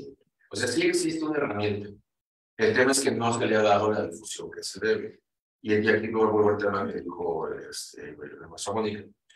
El que quiere lo implementa y el que quiere le busca. El tema es que a veces no sabemos dónde buscar. Entonces, si hay una herramienta, está ahí, es gratuita, es de muy fácil implementación, la verdad. Y miren, por ahí dicen que es mejor eso que nada. Sí, está muy bien hecho. Y una vez que arrancan, porque a veces lo difícil es arrancar, y luego van a buscar cómo perfeccionar los programas de cumplimiento, ¿no? Y que busquen, yo les diría, que busquen un consultor que tenga experiencia, que sepa lo que está haciendo y que entienda que un programa de cumplimiento no es un stopper de las operaciones de la empresa. Simplemente es tener ciertos procesos y ciertos procedimientos muy estructurados para gestionar y minimizar riesgos. Que ese riesgo inherente que tiene la operación de la empresa se convierta a través del programa de prevención, precisamente el de cumplimiento, en un riesgo residual lo menor posible. No, y ese asesor debe de tener la visión del modelo de negocio. Debes entender, Sí, porque también hay veces que es que así es, y es que tu Biblia, si no te mueves así, no, está igual. es única, o sea, tú puedes tener una constructora y yo otra, podemos construir empresas los dos, pero cada quien tiene, exacto, insumos diferentes, ingresos diferentes, tu programa no va a servir a mí. Y hay muchos que sí lo hacen. Oye, es que me lo pasó mi vecino. Ah, pues qué bien, pero Sí, son de constructoras, ¿eh? Sí, Y ahí están de constructoras. De vista que el desconocimiento de la ley no te exime de su responsabilidad. Y en el tema, por ejemplo, de la responsabilidad penal de las personas jurídicas o yéndonos al ámbito administrativo, hay a la Ley General de Responsabilidades Administrativas, que ya, por ejemplo, para actos de corrupción no solamente se castiga a los servidores públicos, sino también a los particulares, ¿no? O a las personas morales que pudieran verse involucradas en esos temas. Las sanciones están bastante fuertes, casi se equiparan a las marcas de la legislación penal, pues aplica para todo, aplica para, o sea, para las pymes, para las pequeñas, las medianas, ¿no? Las personas, a los particulares, en el tema, por ejemplo, administrativo. Y hay instrumentos, o sea, hay manera de que esas empresas que quizás no puedan hacer o no hizo, que coincido totalmente, o sea, las ISO son para un estrato diferente de empresas, ya para organizaciones más maduras, ¿no? Medianas y grandes, por lo regular, pero para el 95% de las pymes, ¿no? Son mayoría aquí en México, aquí les vamos a dar, precisamente en la Secretaría de la Función Pública se crea hace 3 años aproximadamente el Padrón de Integridad Empresarial. Es un programa del gobierno federal. Y bueno, ahí en la página también pueden encontrar pues los elementos mínimos que pide el artículo 25 de la Ley General de Responsabilidades Administrativas para pymes, causa pymes. Y bueno, pues es un muy buen comienzo. Seguramente eso le va a ayudar a la mayoría de las empresas, ¿no? A tener ahí como un arranque. Y hace un mes, 19 de noviembre, salieron los lineamientos de este programa, de este Padrón de Integridad Empresarial de la Secretaría de la Función Pública, y eso es muy bueno, eso es un aliciente, porque creo que así como hay listas negras, ¿no? En las empresas, pues esto puede ser las listas blancas, ¿no? Y de verdad creo que es muy bonito que las empresas puedan empezar a incorporar estos elementos, inscribirse en el Padrón de Integridad Empresarial, estar dentro de ese padrón, así como el padrón de importadores, decir, bueno, y cuando quieran hacer algún negocio, tanto con una empresa en México, con una empresa en el exterior o con el gobierno, decir, bueno, yo estoy inscrito en este padrón. Y necesariamente tiene que ser un plus, ¿no? Tiene que ser un plus estar ahí y obtener este distintivo. O sea, entonces creo que es muy, pues una aliciente, ¿no? Estar ahí. Así es. Y bueno, además como programas de apoyo, amigos, me permito sugerirles, por ejemplo, condiciones laborales para efectos del anuncio 35 y eso.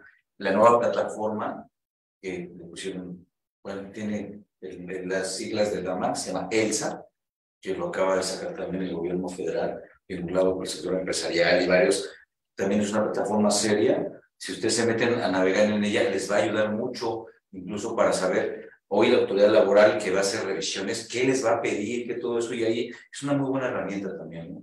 Yo me atrevo a comentarlo porque, pues bueno, a los amigos que nos hacen favor de acompañarme, darles esas herramientas que no necesariamente es su costo, ¿no? ¿Cuántos, lo que comentas, cuántos no pueden pagar, aunque lo quieran hacer, pues no pueden pagar por muy pequeña que sea su empresa o mediana, y ahí va más o menos subsistiendo, pero no pueden ahorita hacer una erogación para todo lo que requieren cumplir, porque, pues, como bien comentaba nunca, licitar, tener clientes, crecer, poner pues, que son empresas responsables, tienen una reputación en sus pues, páginas, ¿no? de internet para publicitarse. Y sabes qué, contador, también crecer. O sea, creo que México es un país que tiene gente muy valiosa. Estas empresas son muchos, o sea, bueno, pues, nos sostienen, ¿no?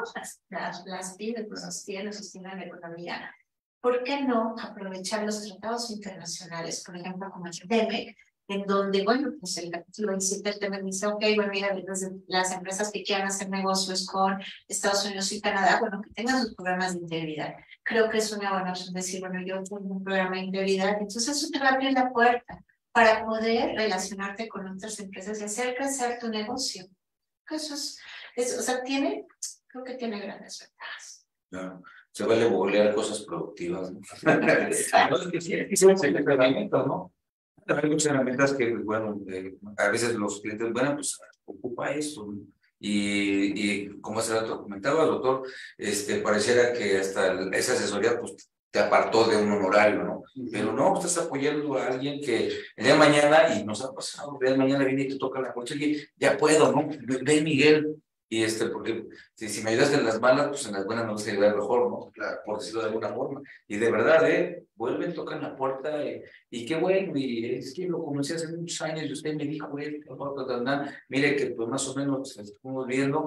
Y también gente, pues de verdad emprendedora, empresarios que no tiran la toalla, van buscándole cómo y después te vuelven a tocar la puerta, te vuelven a buscar y lo primero que te da es gusto de que pues, les fuiste útil, ¿no? Y a veces te dicen, pues cuando no le pagamos lo útil, pues ahora que yo mejor.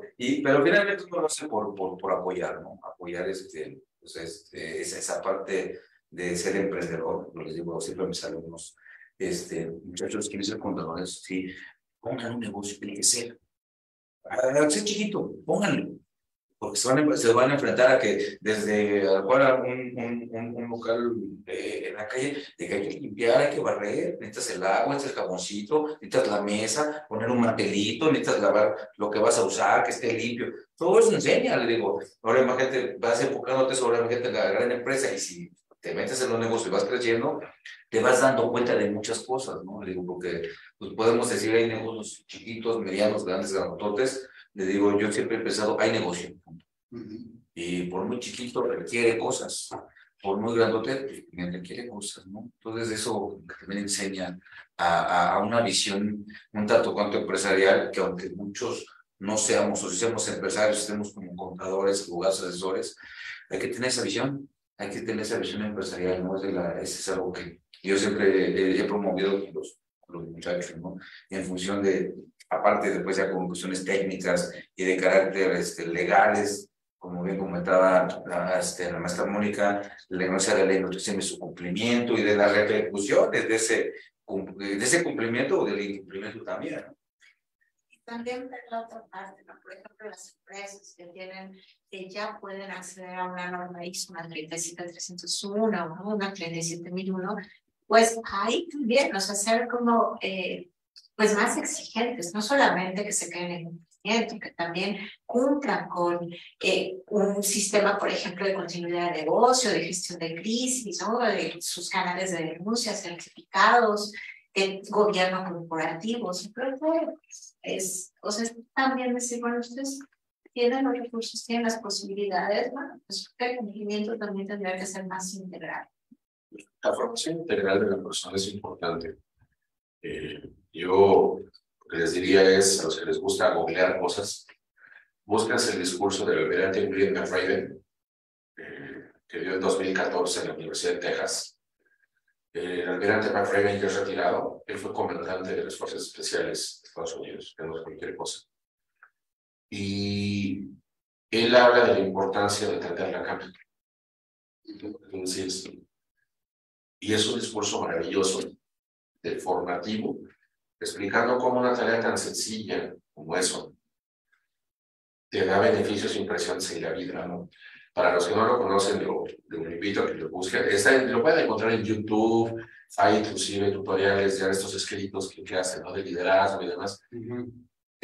No es cortito, o sea, dura unos minutos, pero de verdad te deja una enseñanza muy interesante, cómo una tarea tan sencilla te puede formar para el futuro. Y lo dice alguien, yo, que no soy el más organizado, ni tampoco el más disciplinado del planeta, hago mi esfuerzo, pero la verdad es que me cuesta trabajo.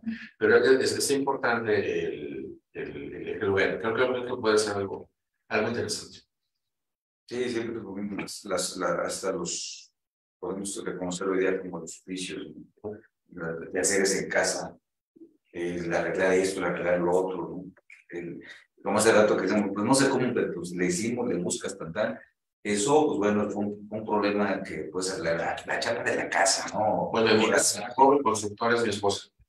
Pero lo que me refiero, sí, ese tipo de cosas son enseñanzas que llevan a la creatividad. Y después ya cuando lo aplicas con tu conocimiento, la profesión que tengas, ¿no? La que sea, de todas te va a ayudar, en cualquier profesión te va a ayudar, te va a apoyar ese tipo de, esos ejercicios que fuiste, que te llevan a una disciplina y son formativas como el tema de tener la cama, ¿no?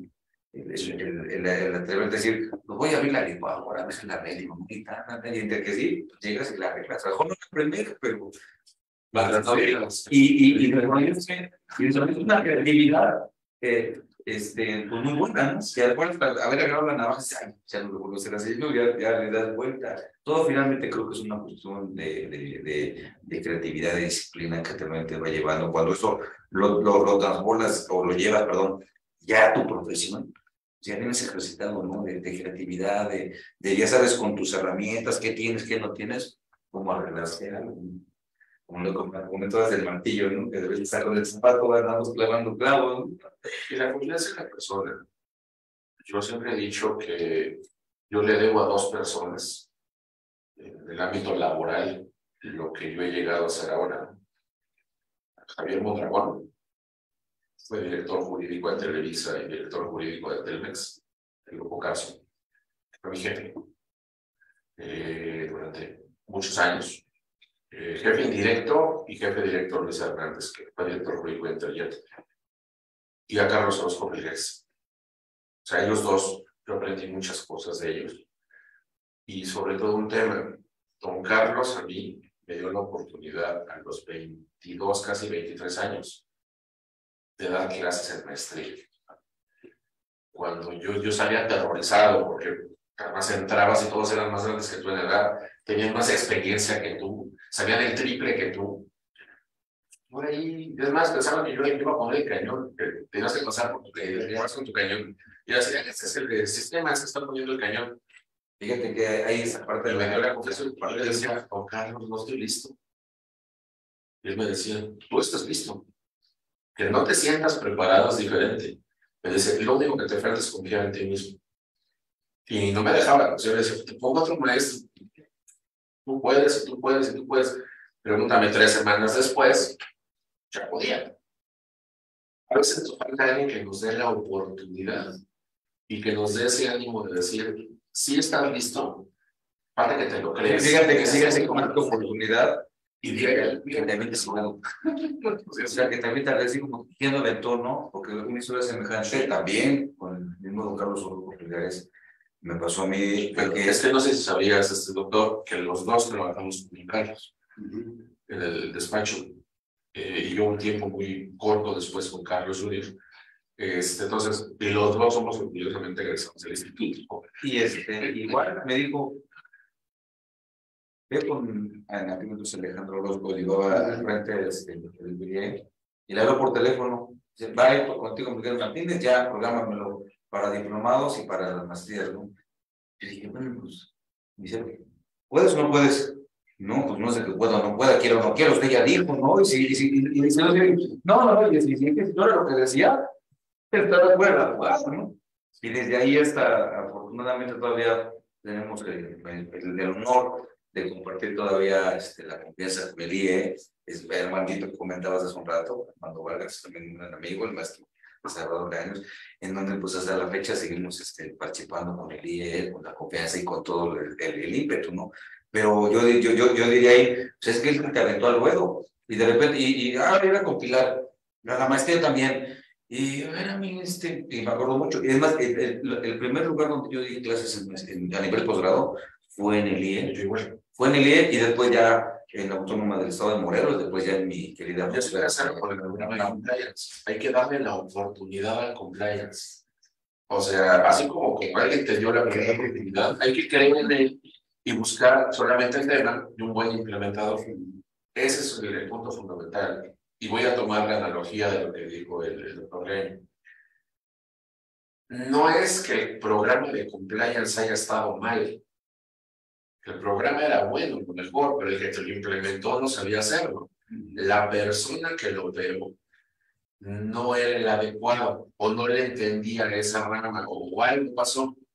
Entonces, tampoco hay que satanizar el cumplimiento. Simplemente a lo mejor un operador que, digamos, no estaba en su mejor día, era su primer programa y le dio miedo el santo de decir, oye, pues ayúdame.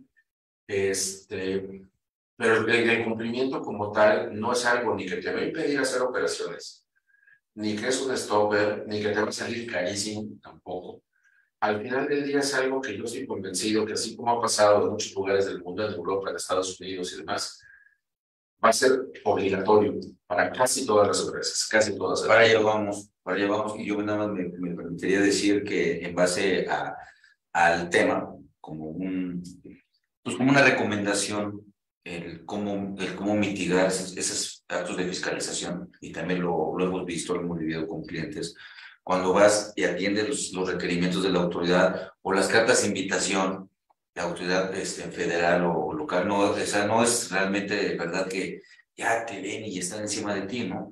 Más bien están encima de ti porque no les dejaste claro. Cuando vas y les entregas todo y les dejas claro, dice, bueno, pues si vi información, me trajo esto, me trajo lo otro, y la autoridad detiene esos actos de fiscalización, en donde no nada más te fuiste, le platicaste o le llevaste unas declaraciones o le llevaste a ser periodista, sino le llevaste tu forma de trabajar, tu forma de hacer, que es donde muchos llegan, es que tengo mi cumpleaños fiscal, ¿no?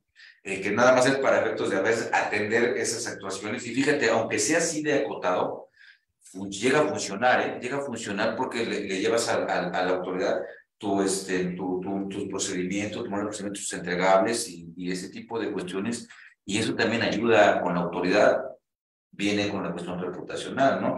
El 75 del Código Fiscal lo prevé, ¿no? El tema de la reincidencia.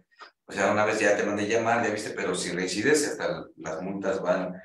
Digo, nada más lo hago como referencia al tema de que la cuestión reputacional con la autoridad también es tomada en cuenta. O sea, pues aquí no voy a recaudar, ya vino una vez, ya vino dos, y ya me ¿cómo se llama? Con la mañana fiscal te lo dice, ¿no? Forma parte de la contabilidad. Ya tú vas al reglamento y te dice los controles y programas de control que se integran dentro de la contabilidad. O sea, si hay un fundamento legal de por qué debe existir el compliance fiscal, me queda claro. Pero el compliance fiscal no es todo el compliance. No queda de acuerdo. No, me han dicho. Es para los amigos que creen nada más con tener un programa o viviendo tributario. Y eso está viendo. No es así. Es que no se está vendiendo. Es un tema de la mano. Sí, se está vendiendo, ¿no? ¿Cuál es tu compliance fiscal? O luego te lo piden. Yo ya lo entendí, Ana. ¿Sabrá por qué? Yo lo entendí, ya lo tengo claro. No lo hago, pero sí lo entiendo y sí lo sugiero. Incluso los beneficios nada más son para mitigar los riesgos de una revisión del autor o disminuirlos, sino incluso si es necesario que se vaya a juicio, también te ayuda para efectos del juicio. Que es muy bueno para esa materia, claro. Pero si, por ejemplo, te cae un tema de ley de extinción de dominio, que también la ley contempla que será atenuante el que hayas tenido un grave incumplimiento operativo con anterioridad a la celebración del acto, y nada más llegas por la parte fiscal que agradeciendo un documento, este no es un grave incumplimiento, claro, te faltan todos los requisitos. Entonces, no aplica exactamente para todas las materias, y eso es algo que el empresario tiene que entender.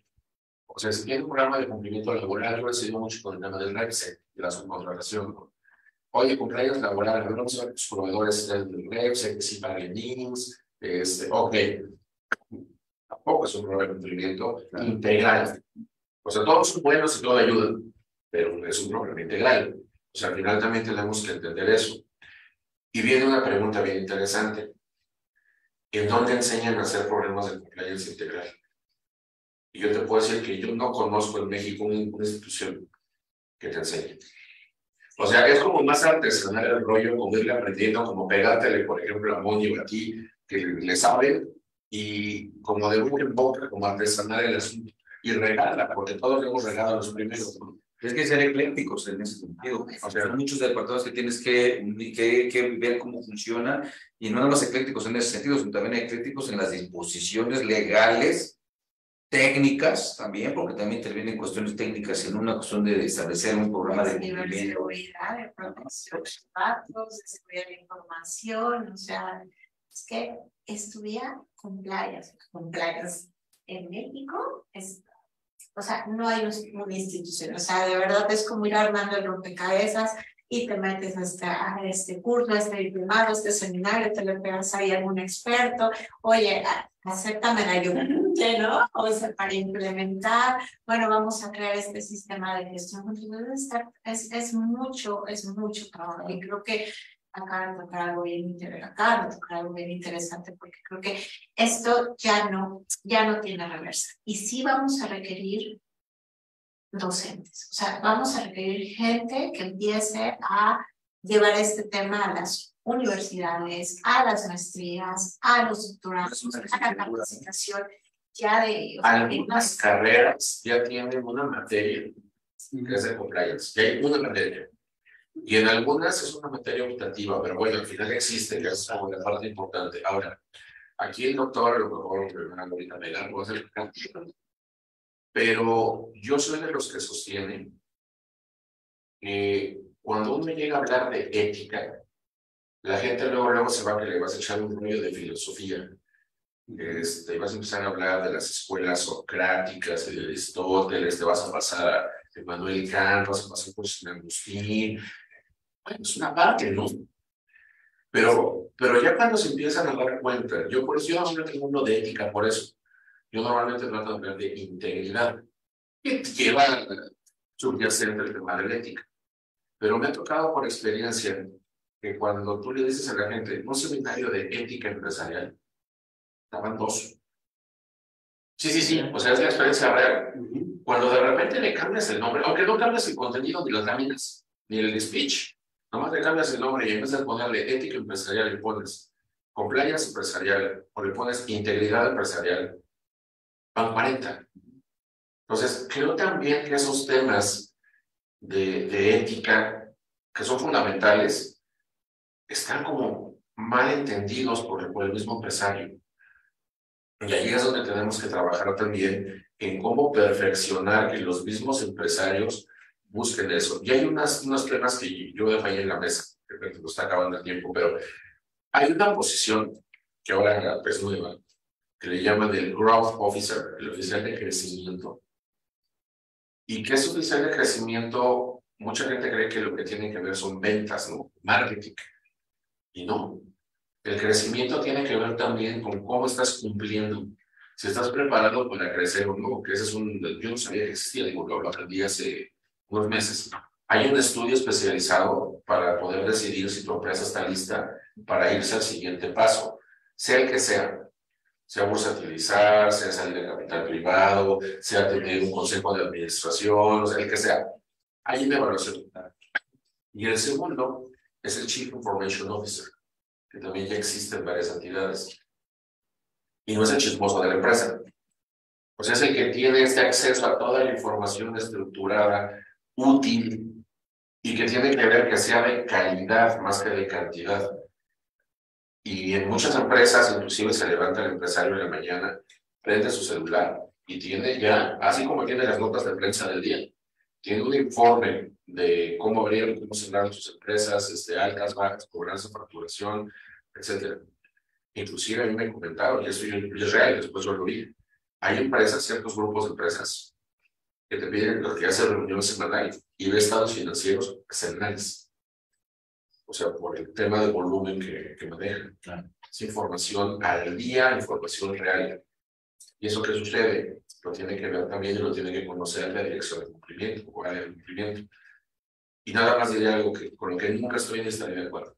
El oficial de cumplimiento o el área de cumplimiento no debe ser el director legal de la empresa. En muchos lados van ustedes que dicen fulano de tal o fulano de tal, ¿no? Director legal y de cumplimiento. No, así no funciona la cosa. Luego uno es el director legal y otro es el de cumplimiento, que no es lo mismo. Preventivo. Y de modo que tu mano derecha le quita a tu mano izquierda, porque así eres el mismo. No se puede, pero no se debe. Aquí en México tenemos ese problema. Simplemente en Estados Unidos, por buena práctica corporativa, no puedes tener las dos figuras de negocio. Sí, es muy común. Aquí andan los contadores. Sí, y es el consejero, es el contador, el oficial de cumplimiento, es el todo en las empresas, ¿no? El comisario también. Sí, porque ya que siempre te hagan el contador, ¿no? ¿Quién va a ser el comisario? Pues el contador, ¿no?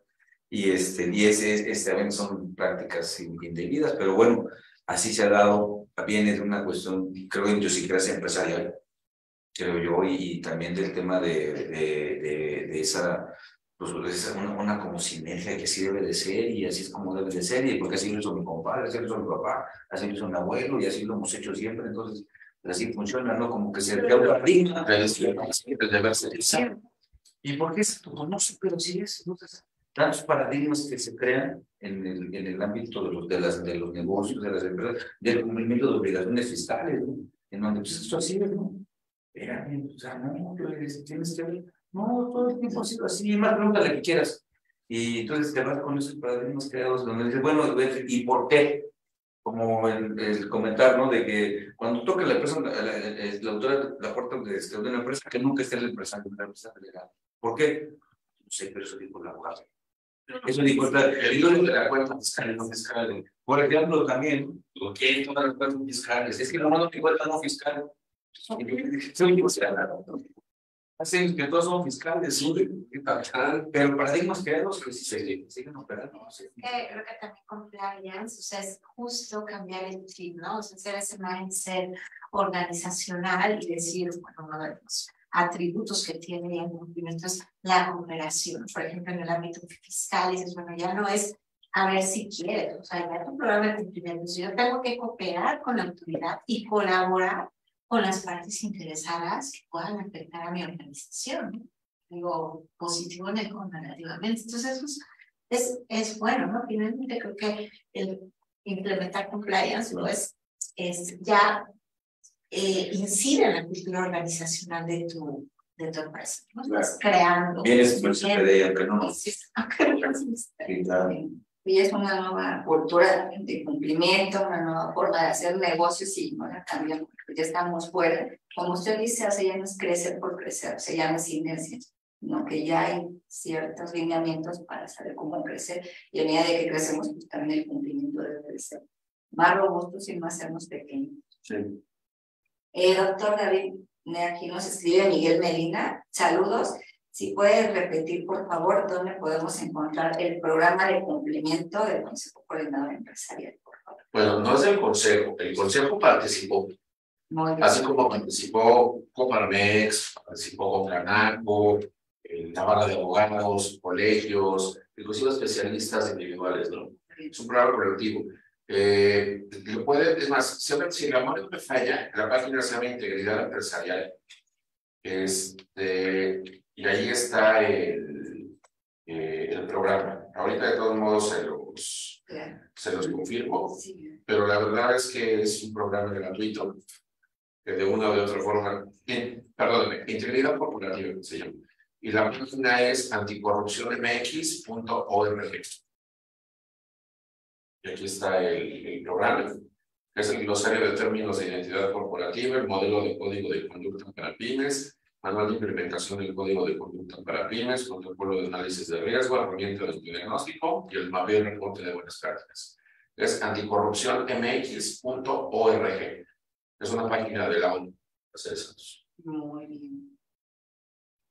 Muy bien, muchas gracias. Sí, pues es que, digo, si también no nos convencemos a lo mejor de lo que estamos haciendo, pues ninguna herramienta que nos propongan, que nos den, que nos pongan a la mano, pues nos va a servir. Tanto software que hay y a lo mejor no los explotamos de manera adecuada. Ahí es donde a lo mejor no le vemos esa productividad de recibir esos reportes como empresarios al día, con información útil, con información verídica, ¿no? Pues a lo mejor pudiéramos estar recibiendo información, pero pues si las personas dueñas de esos procesos no lo están haciendo de manera adecuada, pues entonces ¿dónde está la productividad, ¿no? Entonces debemos de entrar en esa nueva cultura de capacitarnos con ética, porque también hay muchas personas que acuden a los cursos a capacitarse y dicen, oye, sabes que ya acaba las 7, adiós, ya ni supe qué fue lo que pasó, ni cómo terminar de emitir ese reporte, y pues llegan a la empresa y dicen, sí, tomé el curso, hice esto, hice otro, pero pues al final del día no eres productivo y no cumpliste con el objetivo, ¿no? Y es donde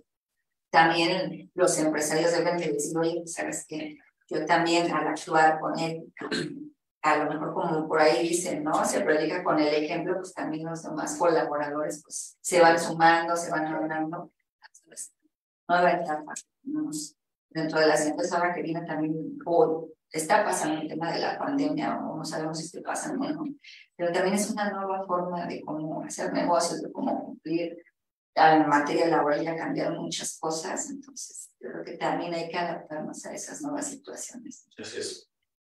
Y bueno, pues ya estamos terminando, ya se nos está yendo el tiempo, nos manda saludos Pedro La Torre, muchas felicidades a todos, que Dios los bendiga y les da muchas salud y bendiciones, que ahorita también, Álvaro Martínez, Mónica Hernández, y también muchos están conectados vía Zoom y vía Facebook. Muchísimas gracias por acompañarnos el día de hoy. También les quiero agradecer a ustedes por toda la participación tan productiva, todos los tips que nos dieron, ese análisis que ya ahora nos dejan de tarea, ya llevar a cabo para el siguiente año y ser productivos, como ustedes dicen, ¿no? No nada más hablar por hablar, hacer por hacer y con la inercia, sino hacerlo de manera correcta, ¿no? Muchísimas gracias. Gracias. Creo que desde ese enfoque es tan importante que Santa Claus tiene una lista de los que se portan bien, Sí. de los que cumplen y de los que no cumplen. También el SAT también tiene salidas.